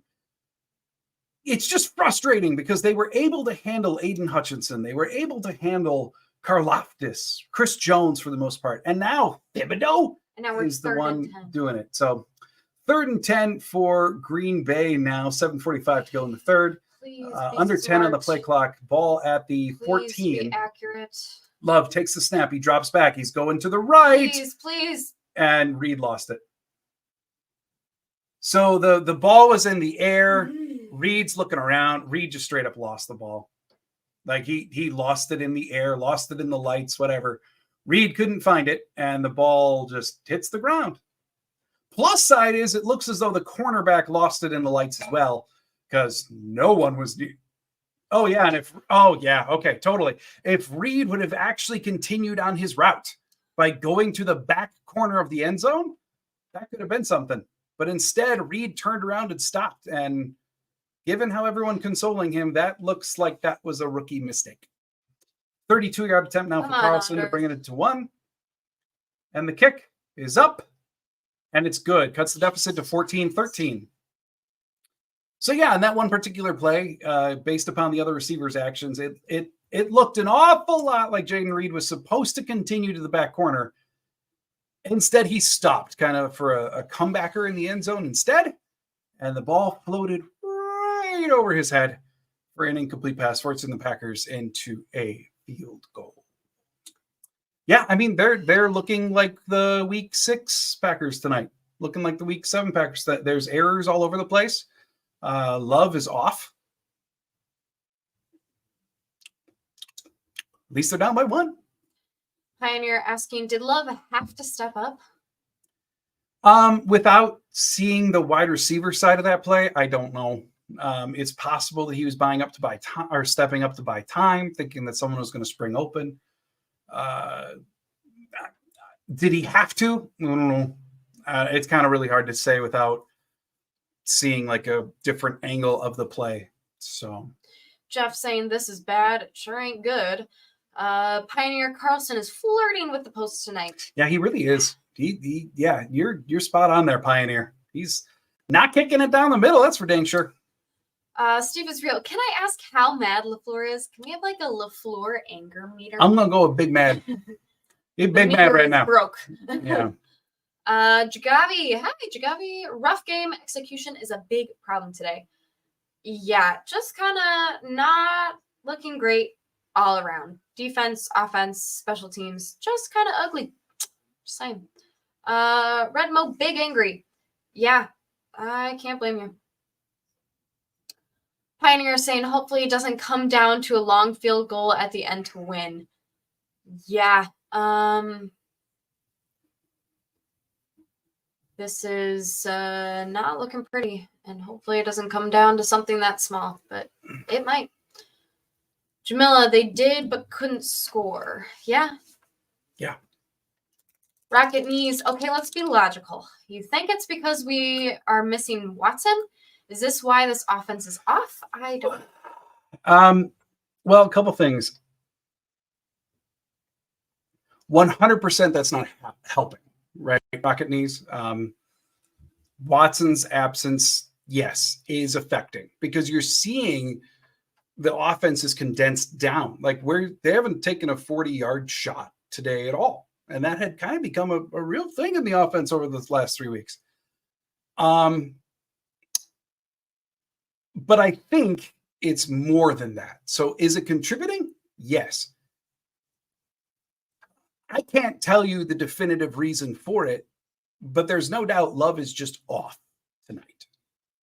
So whether it's jitters, footwork, whatever, what have you, kind of hard to say right now, but Love is off. And that's probably the biggest problem. But certainly not having Watson there has kind of bottled, as well as Musgrave. Like, that is their two big speed losses out, especially going up the middle. So certainly impactful, no doubt about it from a schematic standpoint. But even then, the execution's been less than ideal. So it's more than just Watson being out. Steve is real. Is this really a trap game? I feel it is, like Screech Powers said on Saved by the Bell. Feel. Yeah, not feeling good, I can tell you that.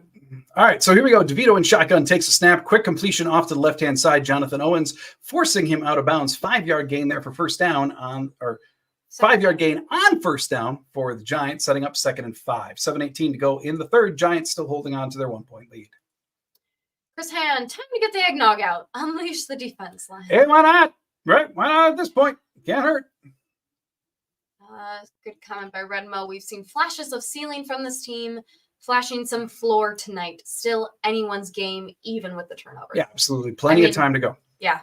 There's. All right, so here we go. 2nd and 5. DeVito in shotgun again. Devondre Campbell pointing, saying, hey, he moved. And indeed, it looks like he did. False start on the Giants. Back him up. Basically, take away that first down completion. The running back. See, Mick, Saquon Barkley saw Jonathan Ford and went, ooh, and he shuddered, and that's what led to the penalty. So 2nd and 10 now for the Giants. Okay, DeVito in shotgun here for 2nd down. 6:45 to go in the third. Barkley again with DeVito in the backfield. Pressure coming up. What? Finishes off DeVito. Right. If there's a yard loss, it's going to count as a sack. But get your hands on that man. DeVito did do a good job getting up closer to the line, so it wasn't a big loss. And Wyatt. And Devontae Wyatt is down. So the training staff running out to Wyatt. Looks as though he may be holding his knee. Yep, they're stretching something out. So it's going to be 3rd and 9. He officially gained a yard on that, so no sack for LVN. Officially gained a yard. Defense might have to institute a spy on DeVito. He is a hard to tackle person, I guess. Okay, but he's not. Like, that's the thing. He's nimble. He's agile. Finding the hole in our pressure. He's not that damn hard to bring down. He's just not. We're just not doing it. The other problem with the Packers' pressure that we're seeing tonight is so many times. Like, that play was a little bit different because Wyatt came in, like the pressure came in a controlled manner with a guy who could actually square up and impact DeVito. Oftentimes, the pressure that the Packers are getting tonight is coming from the edge, but it's coming rocketing in to the point where they can't square up. They can't actually affect DeVito, so all he's got to do is just step to the side, and then he's got a lane to run because the edges have crashed. How to fix that without seeing everything that's going on is difficult to say, but interior pressure would go a long way to helping that. And the fact that they're not getting it is really disappointing. And Wyatt going out now with an injury is not going to help in that regard. But DeVito should not be this damn hard to bring down, or else he wouldn't be averaging 5.8 sacks a game. Jagavi, any appearance from Kraft tonight? We saw him a little bit early in the game. Yeah, super early, had a couple catches, but since then it's been quiet. Commando G-Man, no vertical game tonight. Yeah. And that's Musgrave being out, Watson being out.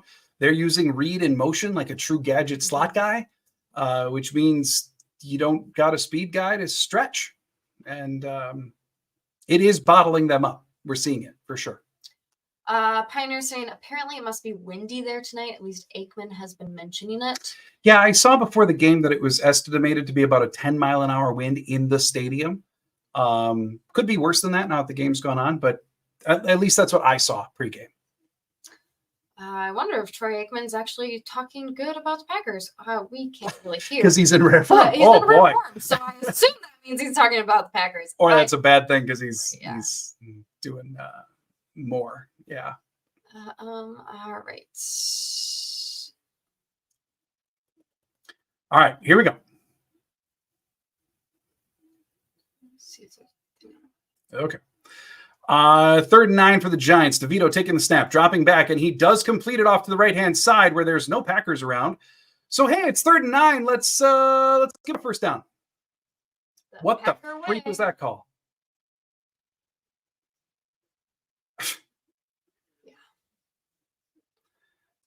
Don't understand. That's a first down. The mentality.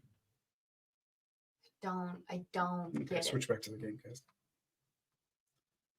And DeVito's running. He's got all the room in the world, and Savage steps up to meet him. Goodness gracious. Are you going to do anything to stop this dude? First down for the Giants. Pathetic. Oh, yeah. And that was a simple play action, and DeVito decided that his best course was to run the ball. And it is because he was proven correct. We can't touch him to save our souls. Yeah. I think at this point you have to say screw it and put a spy on him. Yeah. Savage off the field. 1st and 10 for the Giants now on the 48. And they've got motion going all over the place with 17. And they can't stop the run now. So. Then number 31 for the Giants, it's Matt Breida. Their backup running back runs for about a gain of 6, setting up 2nd down. 5 minutes to go in the 3rd. Jamil saying, defense has not been playing tonight. Nope. And can't tell if Savage is hurt or probably he's just pissed off or both. Well, he really shoulder tackled DeVito there, and he's probably just had to get checked out, maybe a stinger or something like that. Goodness gracious. So Slayton with some quick pressure. And first down. And more. Because why not? What's stopping them? Not the Packers. Well, I mean, Jagavi pointed it out a few comments ago. Over pursuit. Like too ramped up. This play is a great example. Like and Redmo. Slayton blows right through the offensive line there, like straight through. And then because he was so focused on DeVito that they handed it off, and Breida just ran right around him. Like Slayton didn't get incredibly quick penetration.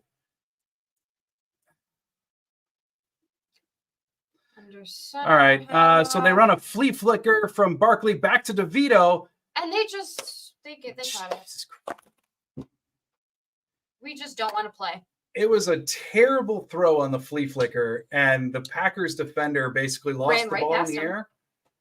Ran right past the receiver. So instead, it's a massive completion to 17. The Giants are now well within scoring position as there's a little over 3 minutes to go in the 3rd. Goodness gracious. Show up. So it looks as though Devondre Campbell was the one in coverage there. Campbell running with Wan'Dale Robinson. And then just runs right past him.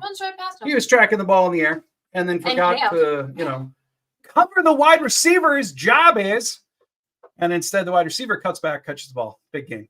Giants now with the ball on the 11-yard line. DeVito tries to run up the middle again, but Kenny Clark makes a rare appearance, hitting DeVito, making sure that he can't go anywhere, brought down at the line of scrimmage. Goodness gracious. Yeah, Devondre Campbell, that was pathetic.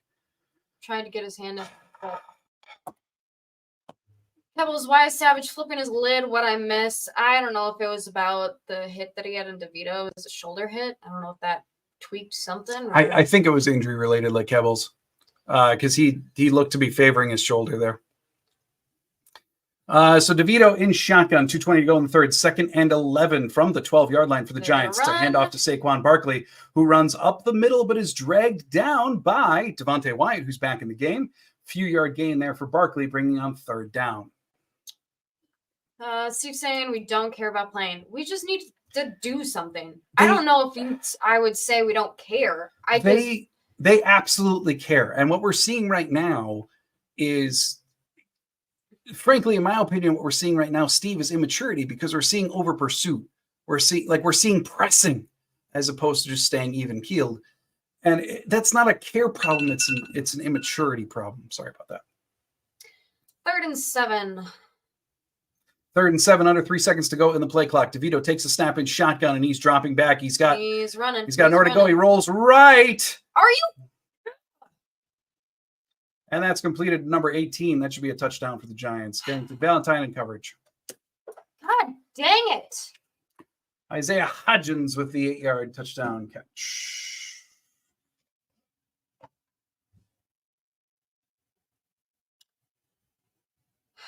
The Kevils. Stephens looks very different when the offense can't score. We're back to our drought week 6 where our defense is playing bend, don't break. Yeah, we're breaking.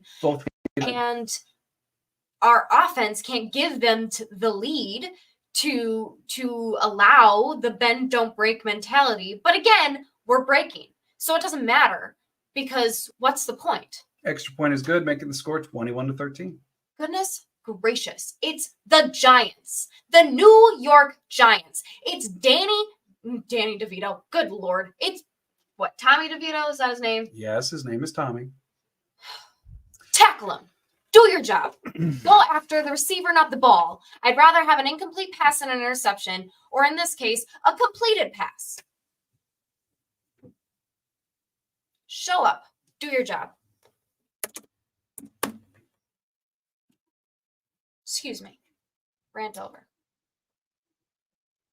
Okay, well, so it's again, though, that's immaturity in a nutshell. It's trying to do too much. It's pressing. It's like that Slayton play is the perfect example of where the defense is at right now. Slayton, like, the center didn't even stand up to make a block, and Slayton was in the backfield. And what's Slayton so focusing on? Hitting DeVito. Why? Because DeVito's been doing this kind of crap to him all game. The problem is, though, because he over pursued, like he didn't go in there ready to square up. He went in there like a bat out of hell, just looking to cause havoc. Well, the Giants right now are keeping their composure better than the Packers. And then this is what you see.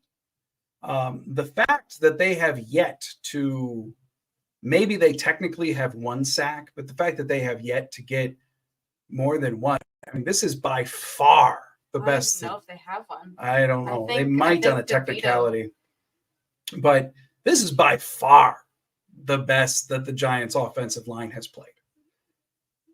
And it's reminding me so much of the Atlanta game earlier this year. The offense goes stagnant, just evaporates. Nothing there. Nothing working, nothing open. Loves not completing to the guys who are open. It's stagnant. It's gross, right? And then defensively, they go, it's on us this week, boys. And then they're not good enough to have that be the case. They're just not. It's not the way that this defense is built. This defense is schematically designed to play with the lead. Yeah. When you don't have a lead, that's what you see. So Pioneer says neither offense or defense can point fingers tonight. Both are playing bad. Yeah, and that's absolutely true. It's from here on out, they need to calm down, remember their jobs, and then just go do it. Minute 28 to go in the third. Jagavi saying per coach game and preparation clearly is lacking. Back to the drawing board. Well, Jagavi, like this is one case where, to be totally frank, like I do have to disagree with you a little. I'm not pinning this game on LaFleur because I don't think that what I'm seeing is players messing up. Yeah. Like I'm not 1,000%. I'm not seeing Joe Barry's had a couple. Whoa, what the freak is going on? So it winds up getting pitched to Love. Love searching for something. Goodness. Oh, was he out of the pocket? Okay, good. No. So an incomplete pass. It's going to create 2nd and 10 for the Packers. That was a gross play. To make it quick here, what I'm seeing is players playing like crap. I'm not seeing an all-out coaching failure tonight. On a positive note, Love got rid of the ball. Well, yeah. Instead of getting sacked or chucking it to somebody who's going to lose yards, I appreciate it. I like it. And Chris Hand saying, let me introduce you to Wicks, Dobbs, and Heath. We can move them anywhere we want because they can catch. There's still time. There's still plenty of time. We can turn this around. Let's just do it. Still a 1-score game, not even in the 4th quarter. A.J. Dillon runs for a few before being kind of pulled down by his neck, but no flag on the play. That was an ugly tackle. Should be a gain of about 4 or 5 for Dillon. They must have decided that his neck just got turned. He didn't actually get pulled down or anything by it. So 3rd down, Packers going kind of hurry up here. 3rd and 5. They got the ball on the 29.5. Get connected. Love in shotgun.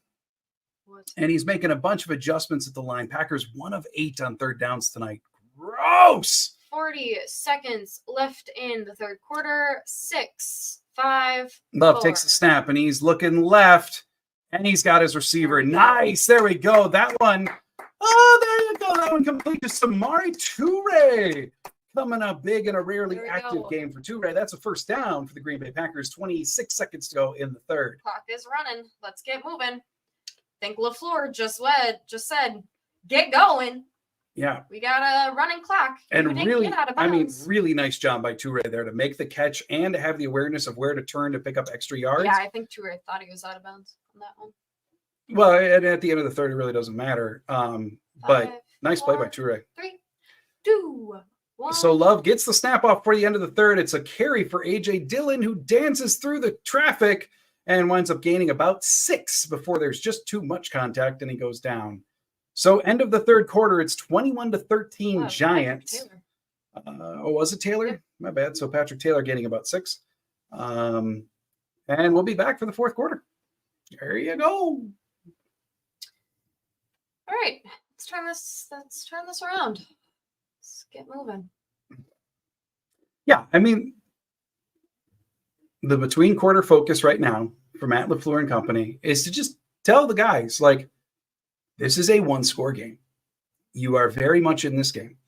We need 1, maybe 2 plays to go our way to just start clicking. Let's get into a rhythm. Let's start moving the ball. Simple passes like the one to Toure there. I mean, it's how they effectively move the ball. If the Packers are back in the era of nothing is working except for hurry up, let's just get the young dudes moving, then go back to that, right? And then defensively, for Christ's sakes, do your job, stay in your lane, stop over pursuing. And then when you actually have the ball carrier, square up and bring him down as opposed to just going screaming past him. Like, this is still a game very much within reach for the Green Bay Packers, but it's not a matter of necessarily like chilling out. It's focus, just do your job, and let's go play. Would you be using more timeouts when we are just going and doing nothing to kind of recenter them at all? I mean, I don't think we've called an entire time, like a timeout in the entire game so far. Or do you think that just wouldn't do anything? No. And I'll say that because in a 1-score game, those timeouts towards the end of the game could become incredibly valuable. And so to burn them in the 3rd is not preferable. Probably realistically what needs to happen is whenever the defense is on the field, the entire offense needs to be sitting together, like and meeting essentially. But then once you're on the field and the offensive drive is going, then I want to see pacing. I don't want to see them slow down. We got to get Jordan Love into a rhythm today, not pass, incomplete, stand around for 40 seconds, get the next play in, run it with A.J. Dillon for 2 yards. No. Like it feels like it was 6 weeks ago where it's just like, and then another play, Let's run it with Dylan straight up the middle for 2. Like the creative running of last week with Dylan isn't really present yet tonight. I don't want him to pick it up, not go the other way. 2nd and 5 coming into the 4th quarter for the Green Bay Packers. Yes, Patrick Taylor, the one in the backfield with Jordan Love, who's under center. He's got 2 receivers off to the right, 2 tight end and a receiver off to the left, and change that as Jaden Reed's in motion. Patrick Taylor gets the handoff, finds a seam, runs his way up the left side, kind of an off-tackle run there for a gain of a first down. Gain of enough for a first down, 2-3 yards past the line. So Packers trying to put a little something together here offensively to get moving. Jagavi, I see your last question there. Is Kenyon Drake suited up? Yes, he is. He is active for this game. But he was just signed to the team 5-6 days ago, so it's possible he's activated more on a emergency format. But LaFleur said that he could be ready to go if they needed him, and he is active tonight. So Jaden Reed in motion again. First down. It's a fake to Patrick Taylor. Love going over the middle. And he's got Romeo Dobbs open, who makes the catch before being brought down by Jackson. That's a 13-yard gain and a first down for the Green Bay Packers. Now let's get moving. Yes. Let's get moving. Dragony is saying, somehow win this game, burn this tape, and move on. Yes. That's a true Rocket News. No kidding. Yeah. No kidding. This... See, but pour a little salt on it too, good measure. And what I mean about just little things going on player-wise is like, even look at that play. Like that was Dobbs was open, Love hit him, and he bobbled the ball still. It's that little stuff that just off for the Packers today. All right, so now 1st and 10, Love handing it off to Patrick Taylor, who cuts through contact, pushes forward. Get a little whiplash from that camera work. Yeah. Gains 4 or 5 on the ground, brings up 2nd down, because this is what we do on 1st down. 2nd and 6. I will say, I know I kind of cleared Matt LaFleur of a lot of blame earlier. I will say it doesn't feel this week like the game plan has been as creative as it was last week. I think he's doing some cool stuff with motion and Jaden Reed, but like running the ball, Packers are doing a very straightforward run right now. And that's not what they were doing with Dylan last week. Love under center takes a snap, nearly trips, but keeps his footing, and then throws it over to Tucker Kraft. There you go. You were looking for Kraft. There he is for the first down. That's about an 8-yard gain and a first down. 12:47 to go in the game. Chris Hand saying, dumping Gatorade on my head. Unleash Dylan. Unleash somebody. Yeah. He's doing all right. Dylan. And Peter's saying, I guess Matt LaFleur's first words shall be, that one is on me. Again.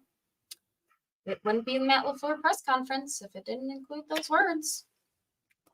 Yeah, that's true. All right, 12:18 to go in the game. Love in shotgun for this 1st and 10, under 5 in the play clock. Dontavian Wicks in motion, and it's kind of double end around to Jaden Reed, who's got nowhere to go. And that's a 2-yard loss. 2 yards. See, when you only run those end arounds with one dude, it's kind of easy to start catching on. And we've seen that a few times now. They love to call it, but under 12 now to go in the game. 2nd and 11 officially. Commando G-Man are seeing those aren't working anymore. Yeah. Predictable. I mean, when you do it like 6 times a game. It's the NFL. Easy to start stuffing out. Calling the same thing. I did notice that Redmo, youngest offense in the NFL versus the youngest defense in the NFL. Yeah. One side's winning more than the other. bit. Under 5 on the play clock. Love takes the snap and shotgun. He rolls a little bit to his right, trying to find somebody. Come on. Throw. Nope. Incomplete. Dang it. I mean, Jordan Love basically left his feet to make that throw to Toure. And then, I mean, he leapt for it, but either the pass was too far out of bounds or Toure couldn't get his feet down. A combination of both, maybe. And yeah, he was on an entire slant. What is he that? Threw that ball. And only he could have got his feet down and held on. Toure leaping out of bounds, just couldn't get his feet down. Okay, so we are 3rd and 11. 3rd and 11, down by 8. All you need is 11 yards right now. Yeah. Do not force a touchdown. Get your 11 yards. If you can get it, great. But I don't want this to end in a turnover. Oh, he had because we're forcing something. He had him. Toure was definitely open. Love led him just a little bit too far. That slant really Just a little too far. Could have been Chris a great play. John, I agree with you about the pace. I couldn't stand it when Rodgers was a slow-paced quarterback.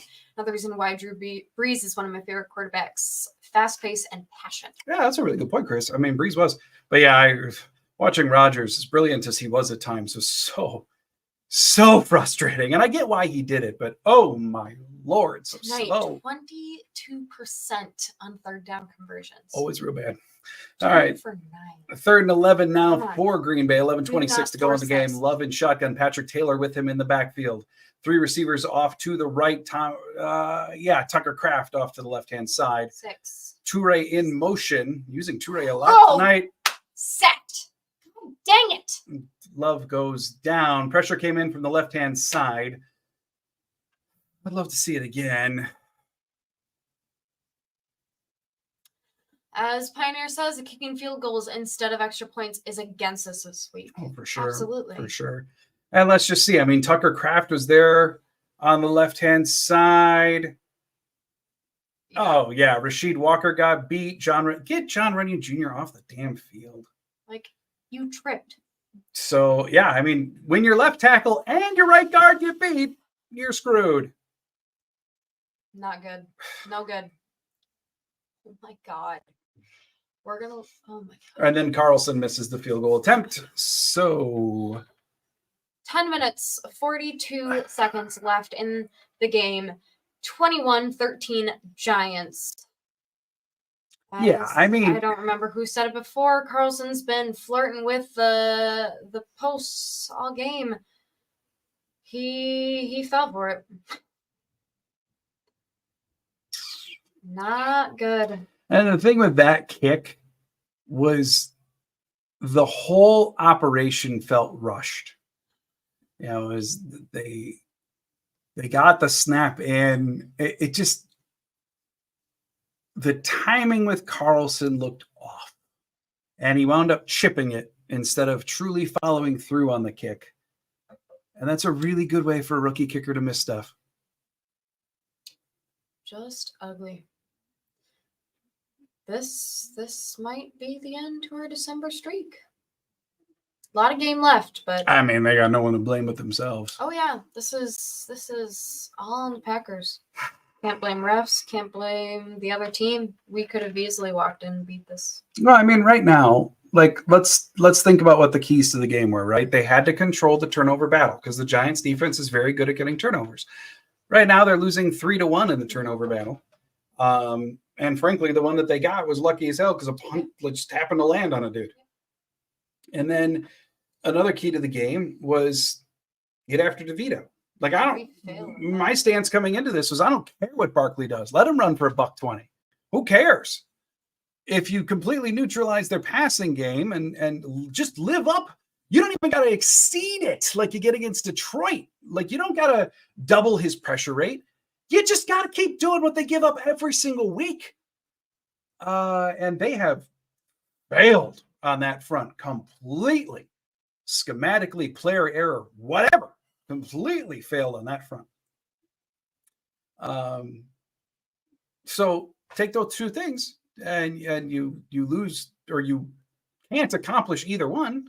And then this is the stupid thing, because not accomplishing either one of those things is exactly how you lose to the Giants. It's like the one possible way to lose to the Giants.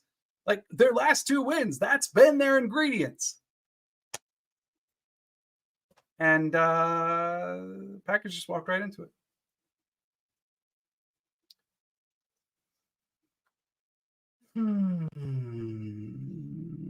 So, all right. 8 points down. I mean, game is still very much within reach. Giants going with some kind of screwed up wildcat formation now with DeVito over at wide receiver, and then ESPN cuts to this crap. And it's a direct snap to Saquon Barkley that goes nowhere. In fact, it's a loss of about 1. The Packers say, take your trick play and shove it somewhere. I'd like to see it full screen. Because that makes it 2nd down for the Giants. 10:30 to go in the game. Yeah, I hate this Monday Night Football crap. Doing it. It's stupid. If I wanted to watch Dolphins, I'd watch them. Let's get some positive vibes going. It's still a 1-score game. Just over 10 minutes to go. And not a hand. Let's go. Defense. 2nd and 10 for the Giants. Who's got P? P for the D. Yeah. You actually Where got are me you on guys? that board. I've seen you. All right, here we go. Yep. DeVito, empty set in shotgun. How about some actual freaking pressure on him for once? Devontae Wyatt getting in there, it don't matter. He completes it to number 82, shy of the first down, though, as Nixon and Campbell and McDuffie all kind of combine on him to stop forward progress. Going to make it 3rd and a few yards for the Giants, 3rd and 4 officially.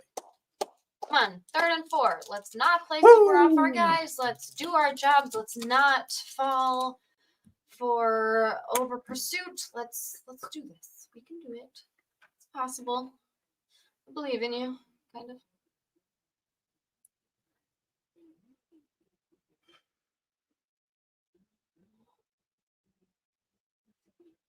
All right, 3rd and 4. 9 minutes, 20 seconds left. 3, 2, 1. Delay of game. No.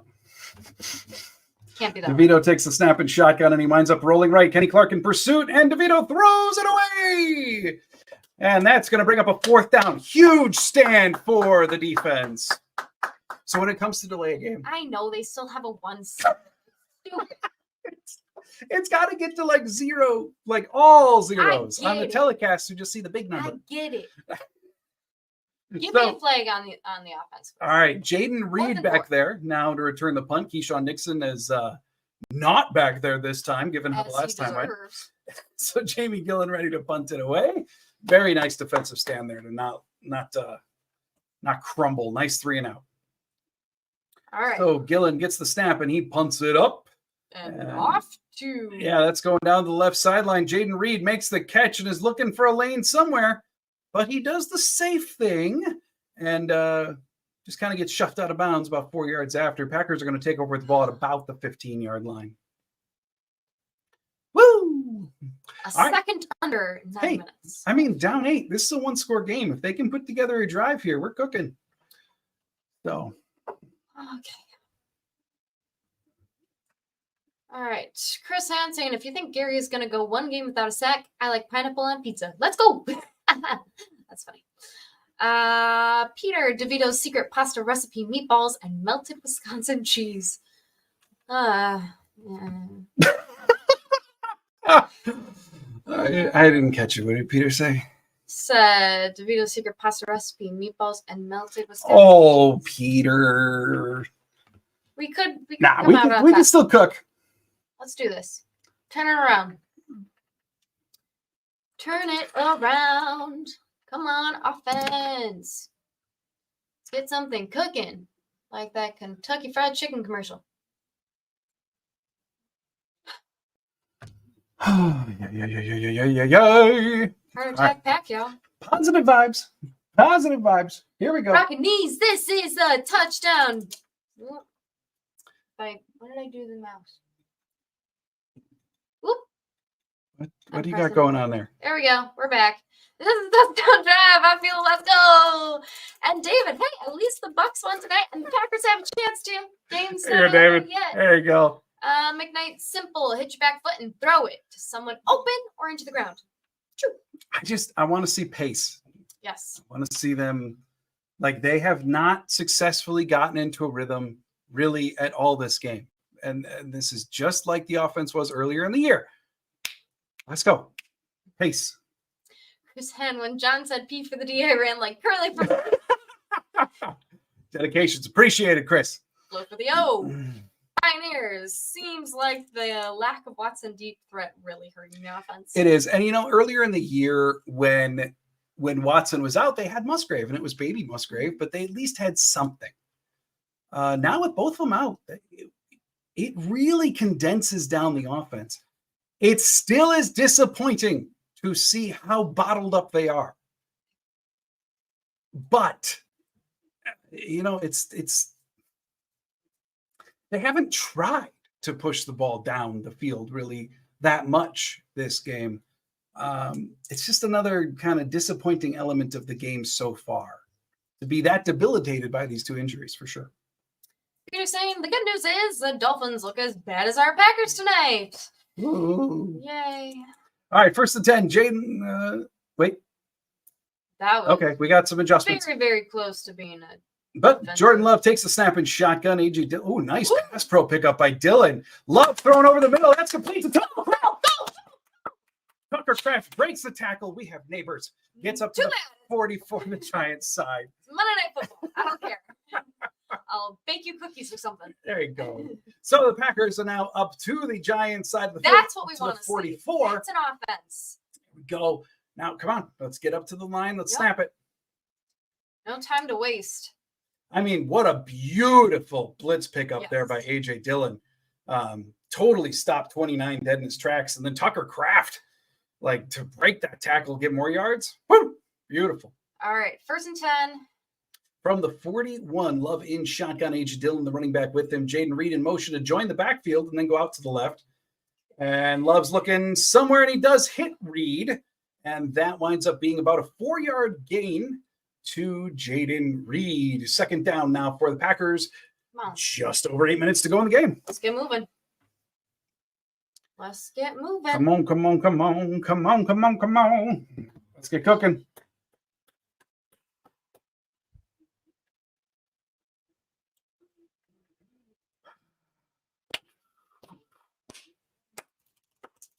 Come on, come on. I appreciate this. Pacing. Let's go. Toure in motion from right to left. Love takes a snap and shotgun. Love with the quick completion to Dobbs. That's a gain of 11 and a first down. They got the ball up to the 30. Come on, let's move. Now let's move it. We're keeping these first downs. I like it. Let's get moving. And it does appear as though they're not doing a full huddle. I like it. Come on. Let's keep this going. Oh, there's nope. Okay, there's yep. There's the huddle. Just took us a second to get there. But 15 left on the play clock, 7:05 to go in the game. All right. Come on. 1st and 10. Love in shotgun. Looks like Patrick Taylor in the backfield with him. Love takes the snap, throws out right to Jaden Reed, who secures the catch. He was fighting for that one. I mean, Flop tried to pull it out, but Reed said, "Hey, we are stopping all progress right here." That's a 5-yard gain for the Packers. Pioneer saying Yash is in at left tackle. Okay. I mean, after Reed got just massacred on the last drive, I can't say I'm surprised that the Packers rotated. 2nd and 5. Let's go. Come on. Come on. Let's keep it cooking. And another end around Jaden Reed. Giants right out like a book. You can't do that when they see it every single time. It's just so obvious. Like, it's just so obvious, LaFleur. Stop. I mean, if that play was a sacrificial lamb to set something else up, okay. But it's when you do it 8 times a game, it's so obvious what's coming. 3rd and 10. Break it. Come on. Love in shotgun. 3 receivers off to the right, 1 off to the left. Running back in the backfield with them is Patrick Taylor. What is and Love walks up to the line. He's making adjustments. 8, 7, 6, 5, 4, 3. Takes a snap. Drops back, and he's airing it out to the end zone. Incomplete to Toure. 25 for the Giants, able to break that up. 5:35 to go. 4th and 10. I mean, Toure has not been playing terribly tonight, but it is very curious that on a 3rd and 10, gotta have it play, you go deep to the guy who normally is inactive for you. Odd. As Jenkins got pushed backwards into Love. And so now the Packers are on to kick a field goal with Carlson from 48 yard attempts. And there we go. That one's straight and true. Field goal's good for Carlson. 48-yarder. And that cuts it to 21-16. So the Packers at least cut the deficit down. Now defense has got to make a stop. This is not a time for bend, don't break. This is a time to stop and get a turnover. I mean, what a clean break up there for 25. Just Deontay Banks. That was the rookie for the Giants, really just beautifully breaking up that play. And I have no issue with taking the shot to the end zone there. It's just the only thing going through my head is like, Toure, you've made inactive basically for every game for the last month. And now it's 3rd and 10. You got to have it, and you go to Toure? Yeah. Interesting choice. They're Curious. trying to keep them on their toes. Curious. Yeah, maybe we're overthinking. Yeah. See, we have to act now. There is no tomorrow. Talking to my Vince Lombardi picture. Let's go. 5:30 to go. Come on, D. That should have been a run on first down. Yeah, the read end around is too predictable. Pioneer saying Toure should have slowed and forced defense back to run into him. But that's hard to do. Yeah. I mean, it is, but I mean, just like we maligned Watson for it earlier in the year, right? Like there were some of those balls to Watson in the end zone where we wish he would have like extended quicker, helped out his quarterback by not falling backwards from the ball. Joe says Toure could have fought for it a bit. I remember it was Keyshawn Johnson earlier in the year went on this whole just rant about how vet receivers know to help their quarterback. They never would have allowed the pass to and that play he was referencing, I think, was from the Raiders game. But I mean, it's true. That one I didn't really mind as much, but certainly the concept is, Defense. Second down for the Giants as Barkley gains about 6 on the carry. Just over 5 minutes to go in the game. Defense, you gotta make a stop. Mm-hmm. Have to have it. 2nd and 4 now for the Giants.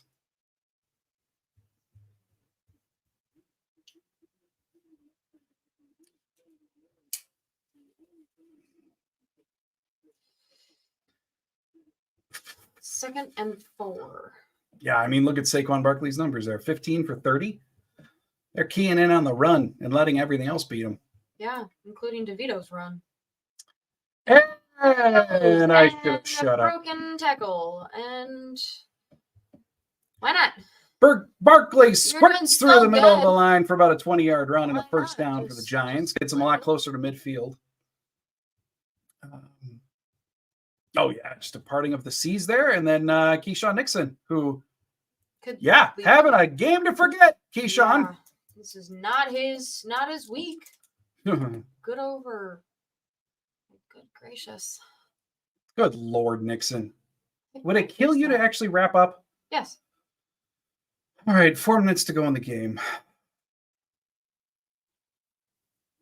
DeVito in shotgun takes the snap, hands it off to Saquon Barkley. Ooh, get it.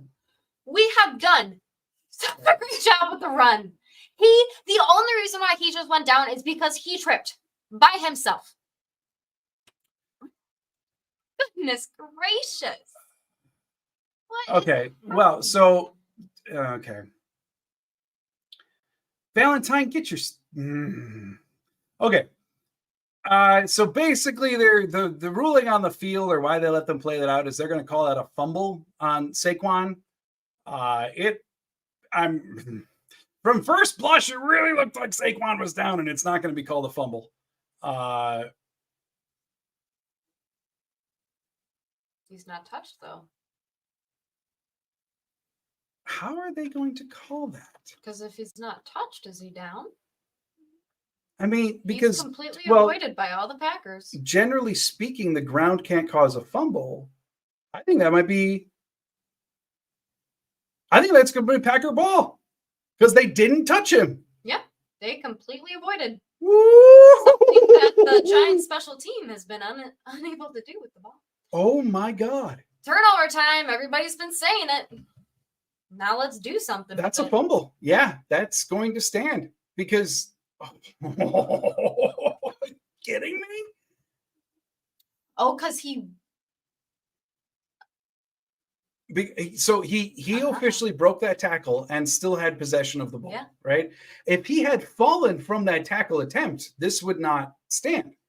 But because he regained his footing, he officially had possession again. Great job on Gary and who is that, Valentine, for completely clearing themselves of Barkley. I mean, that is amazing. 1,000 points for awareness there. Yes, awareness. Holy crap. I mean, I can't believe a player like Saquon just messed that up. Like, the ground is the only thing that caused the fumble. Mm-hmm. But the Packers' awareness there, not touch him.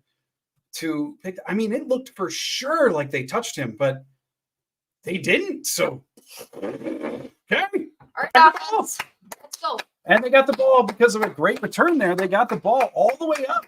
Hand off to Dylan. Dylan trucking. Gain of about 8. 8-yard gain. 3:30 to go in this game. Come on. Okay. 3:23 to go. This is our time. This is the fire they need. Let's go. And now only Push down it. 5. 3:15 to go. 2nd and 2 for the Packers. Just keep cool. Another handoff to Dylan. Dylan gonna push it. But it looks like he's gonna be stopped short. Gain of 1. So that's gonna make it 3rd and very, very short. Come on. Just get this first down. Just get this first down. This does not have to be a shot. Don't be Just get the first down. emotional. Under 3 minutes to go in the game. 2:50 to go officially. Packers do have the ball on the 26 and a half. They got to get to the 26 for the first down. Love takes the snap, hands it off to Dylan. Dylan lowers his shoulder and pushes forward. And more. That's a first down, and Dylan hangs onto the 4. ball. There we go. Here we go. 2:27. Come on, offense. This is your time. This is your time. Come back. Win this. My goodness gracious. End this game. All right, so Love takes the snap at shotgun and delivers. That is complete to Romeo Dobbs for about an 8-yard gain. And I'm assuming the Packers, they're going to let that go to the 2-minute warning as everyone stands around looking at each other. Chris Hand, P for the D, let's go. Jumping milk on my head. Unleash the touchdown, Packers. Oh, my God. Come on. Let's do this. Oh, my God. Okay. Do your job. Stay cool. Stay calm. 2nd and 4. What even is this game? Let's just be real. The pack attack. Heart attack pack. Because, my God. Wow. All right. What So, is even down 5. They got a good chance here. I mean, down 8, going for that field goal last drive could have been questioned, right? I mean, not that much time to go in the game. I forget exactly what minute mark we were at. But it's a 1-score game. So instead, they decide to kick the field goal and cut it down to 5. Well, now, since the defense got a stop, you can call it whatever you want, but it was a stop. Looms pretty large now since it's only a 5-point game. So Red Mo saying, feed these running backs, set up the quick play action to a tight end. Come on. I mean, Kraft has got 2 great catches on him. And that very well may be more successful than trying to push the ball down the field tonight. We're seeing how that's going. The one thing I don't want to see, and just watch me be dead wrong about this, but the one thing I don't want to see is any more end arounds to Jaden Reed. Like the Giants just feel so ready for it. So cross it, take your little marker, cross it off. Take your playbook and go. It's done. Just like in Madden when you're playing online, they only let you call play so many times. You're done. Flew his cap. All right, we got 10 wins in a row is still on the table. It is not over yet. Let's see. We got Pioneer Love-led comeback win late versus the Saints, but failed against Falcons, Raiders, Broncos, and Steelers. We don't need to talk about it. Hopefully he gets this one. That's right. Yeah, no doubt about it. We can do it. My goodness gracious. Not over yet. 2-minute warning. 2 minutes left in the game. 2nd and 4. Come on. Now, just from that graphic, if the Packers win, obviously they stay right where they are in the playoff seeding. This is purely informational, not prophetic. If the Packers win, they stay right where they are in the seeding. If the Packers were to lose this game, they fall into the in the hunt category because the Falcons holding the tiebreaker over to them would hurdle them into that number 7 spot. So just information. As Jacoby says, end the end around. It is done for this game. All right, 2nd and 4, Love in shotgun, and he takes the snap. He looks to the right, nothing real there. We're going to the end zone. We're taking a shot. Did he get both feet in? Nope. He's got the ball, but they're saying he did not get both feet in. 3rd and 4, get the first down. Only got one of them feet in. Get the first down. 4 yards. You need 4 yards. That's it. Yeah, he won up with weight there. Oh my goodness, did he have that under control too? All he had to do was get that foot down. Okay. Oh. Get the 4 yards. Forget the touchdown. 4 yards. That is what you need right now. All right, so Love in shotgun, empty set. Under 5 on the play clock. Love trying to get as much info as he can. And he takes the snap. Holy Thibodeau's got a free shot at him, but that's complete to Yes. Jaden Reed. That's a first down. That's what I mean. I mean, Kevin, it's a good thing Love got that off quick because Thibodeau was coming. There. Thibodeau was untouched. All right. But complete to Jaden Reed. We now have first and goal within the 10-yard line. Minute 50 to go in this game. Be calm, be cool, be clean. I do not think that running the ball in this situation, at least on first down, is completely off the table. Interesting to see what they do here. Apparently it is on this play. Empty set for Love. They're on the 9-yard line. Love in shotgun. 3 off to the right, 2 off to the left. And he's looking somewhere and he decides to keep. Okay, so they do run it. As he gains 4. Right. It's going to set up second and goal on the 5. Minute 40 to go in the game. Packers have 2 timeouts. Giants have 3, as Pioneer points out in the last comment there. 3 timeouts for the Giants. They can start using their timeouts if they feel as though a comeback is going to be necessary. Come on. And second and goal, baby. Timeout, there it is. Giants. Timeout number 1 for the Giants. So they obviously are getting that tingles. We need to start doing this watch party standing up. Yeah, that is true. I can't. This would be more sit comfortable. for this. Yeah. Both of our feet are. And Scott, I see your comment there. Andy Herman predicted a win by 1 point. Yeah, he did. I mean, I didn't see that myself, but yeah. Not there we go. Go, Pack, go from the Just stands. should have been more. Like to see it. Like to read those lips in the crowd. All right, minute 42 to go. I can't breathe. Again, empty for Love. Taylor and Kraft are both on the field, though. Come on. Keep it clean. Come on. From the 6, Love takes the snap. Packers going with maximum pressure. I don't like it. Protection. Don't like it. Love to the end zone. No. Malik Heath drops. God, What would have been the touchdown? Oh, you gotta get your hands on that. Oh, he did. You gotta keep it in your hands. It just got knocked out then. Oh, come. I mean, that was right in his mitts. It just got knocked out. Are they? What? One said touchdown, the other said the ruling No. on the field is incomplete pass. Yeah, he never had possession of it. Yeah, I know. Heath.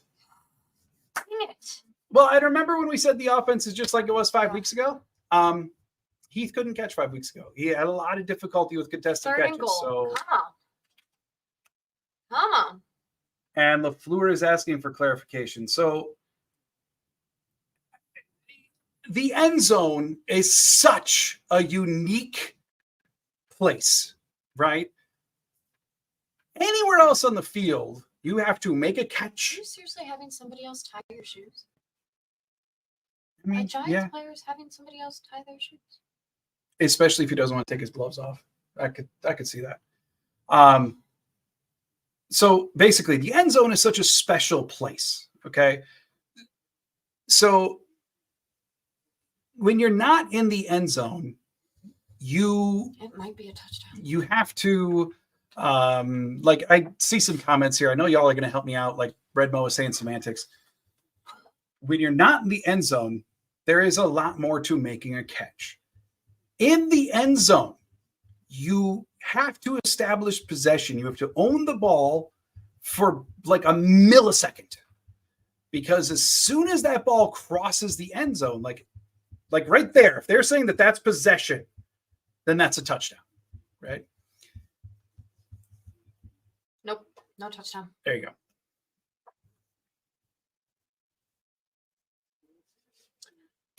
Okay, come on. Do it again. So they're basically still saying that he didn't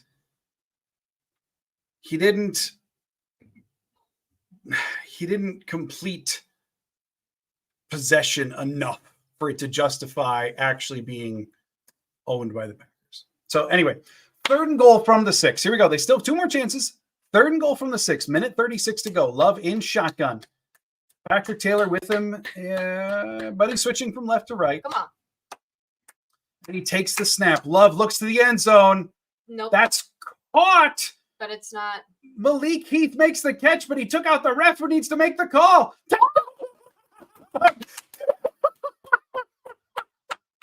Malik Heath took out the dude who needs to make the goal.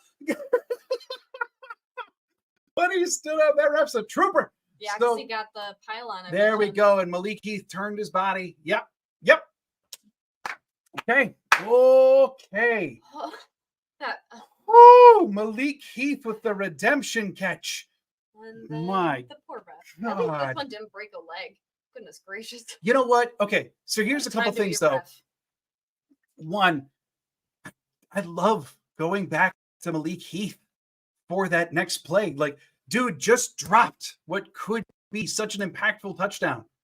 And then on the next snap, you say, I gotcha. And you go right back to him. That's how you instill trust in each other as a young team. So glad to see that. Awesome decision by LaFleur, Love, and the Packers. And then Heath to redeem himself and make that catch. Minute 33 to go in the game. Packers up by 1. Now, a 2-point conversion obviously would make it a field goal game, which is quite pertinent with a minute 33 to go. Love in shotgun, Reed motioning into the backfield.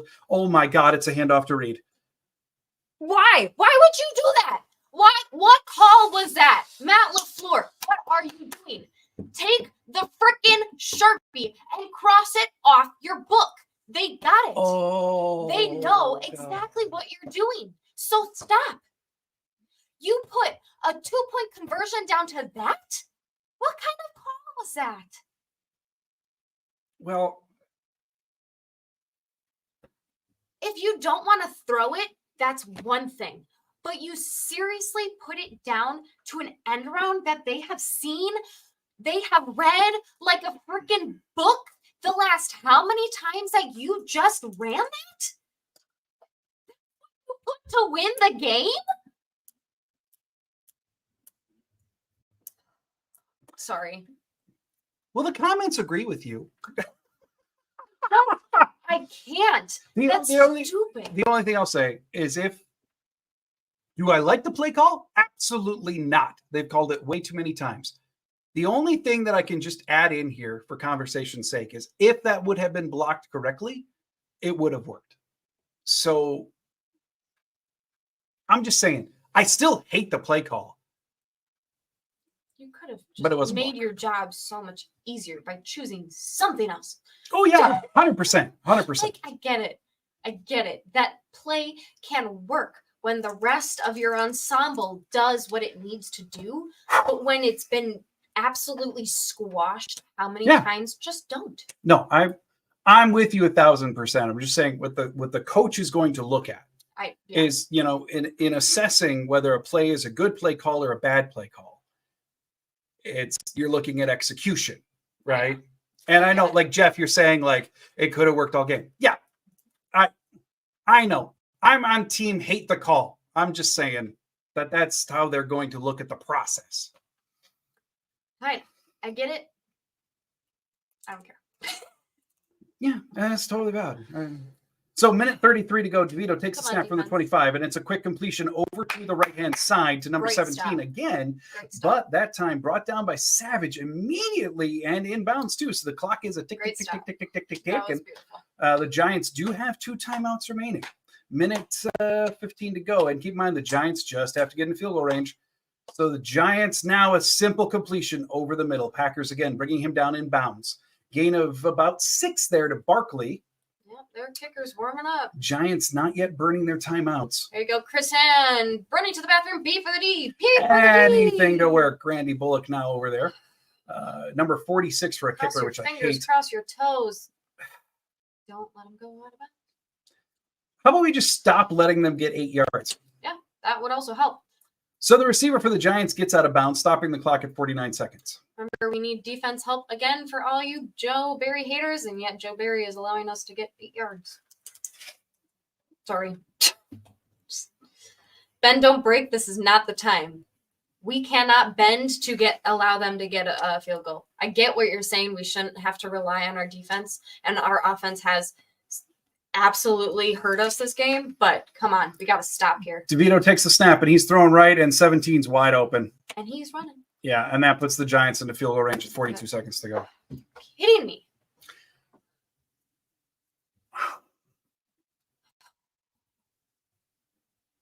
Yep, and they're gonna kick. Oh yeah. Yeah, he just straight up beat Nixon. Get Nixon off the field. What are you doing? Shout out and get out. Get out number 1. Take a guess on who that's gonna be. Yeah, Nixon needs to get off the field. Jesus Christ. 42 seconds to go. DeVito in shotgun. Both teams have 2 timeouts remaining, but it's not really going to matter. Barkley gets the carry, runs up to the 18-yard line, going to set up second and about 6, and the timeout is taken. Let's see which team officially took it.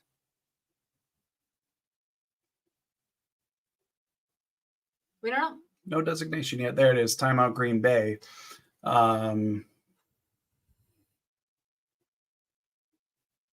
Disgusting. What a piss poor defensive display. First of all, I mean, a god awful defensive game all game long. Mm-hmm. But then this drive, like your offense does what it needs to. And they only need it, like the Giants only need a field goal. And you're terrified of the big play, so you let them get 8 yards 4 plays in a row. You might as well just give up 30 once. It's stupid. So it's going to come down to a field goal kick in all likelihood for the Giants. DeVito in shotgun now, 17 of 21. Disgusting. Barkley bottled up in the backfield. The Packers are going to take their next time out here. Stops the clock at 31 seconds to go. It's all going to be on Randy Bullock now. Please stub your toe before you go on the field. Goodness gracious. Just pathetic.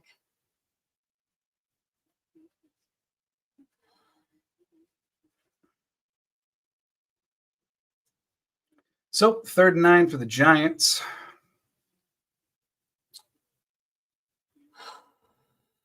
$32 seconds to go in the game, obviously.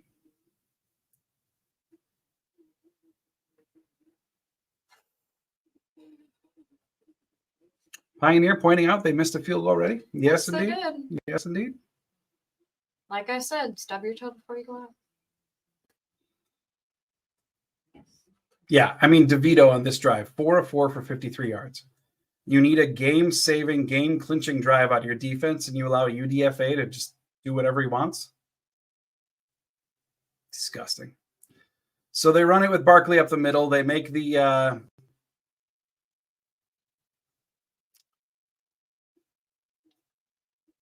special teams. Can we count on the special teams for the Giants to mess up again? I would appreciate that. So it's officially 4th and 6. The Giants have 2 timeouts. They're probably going to burn one to get their field goal unit on the field.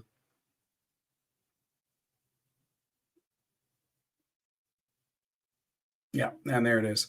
So 2 seconds officially on the game clock. The not great thing is this isn't a long field goal.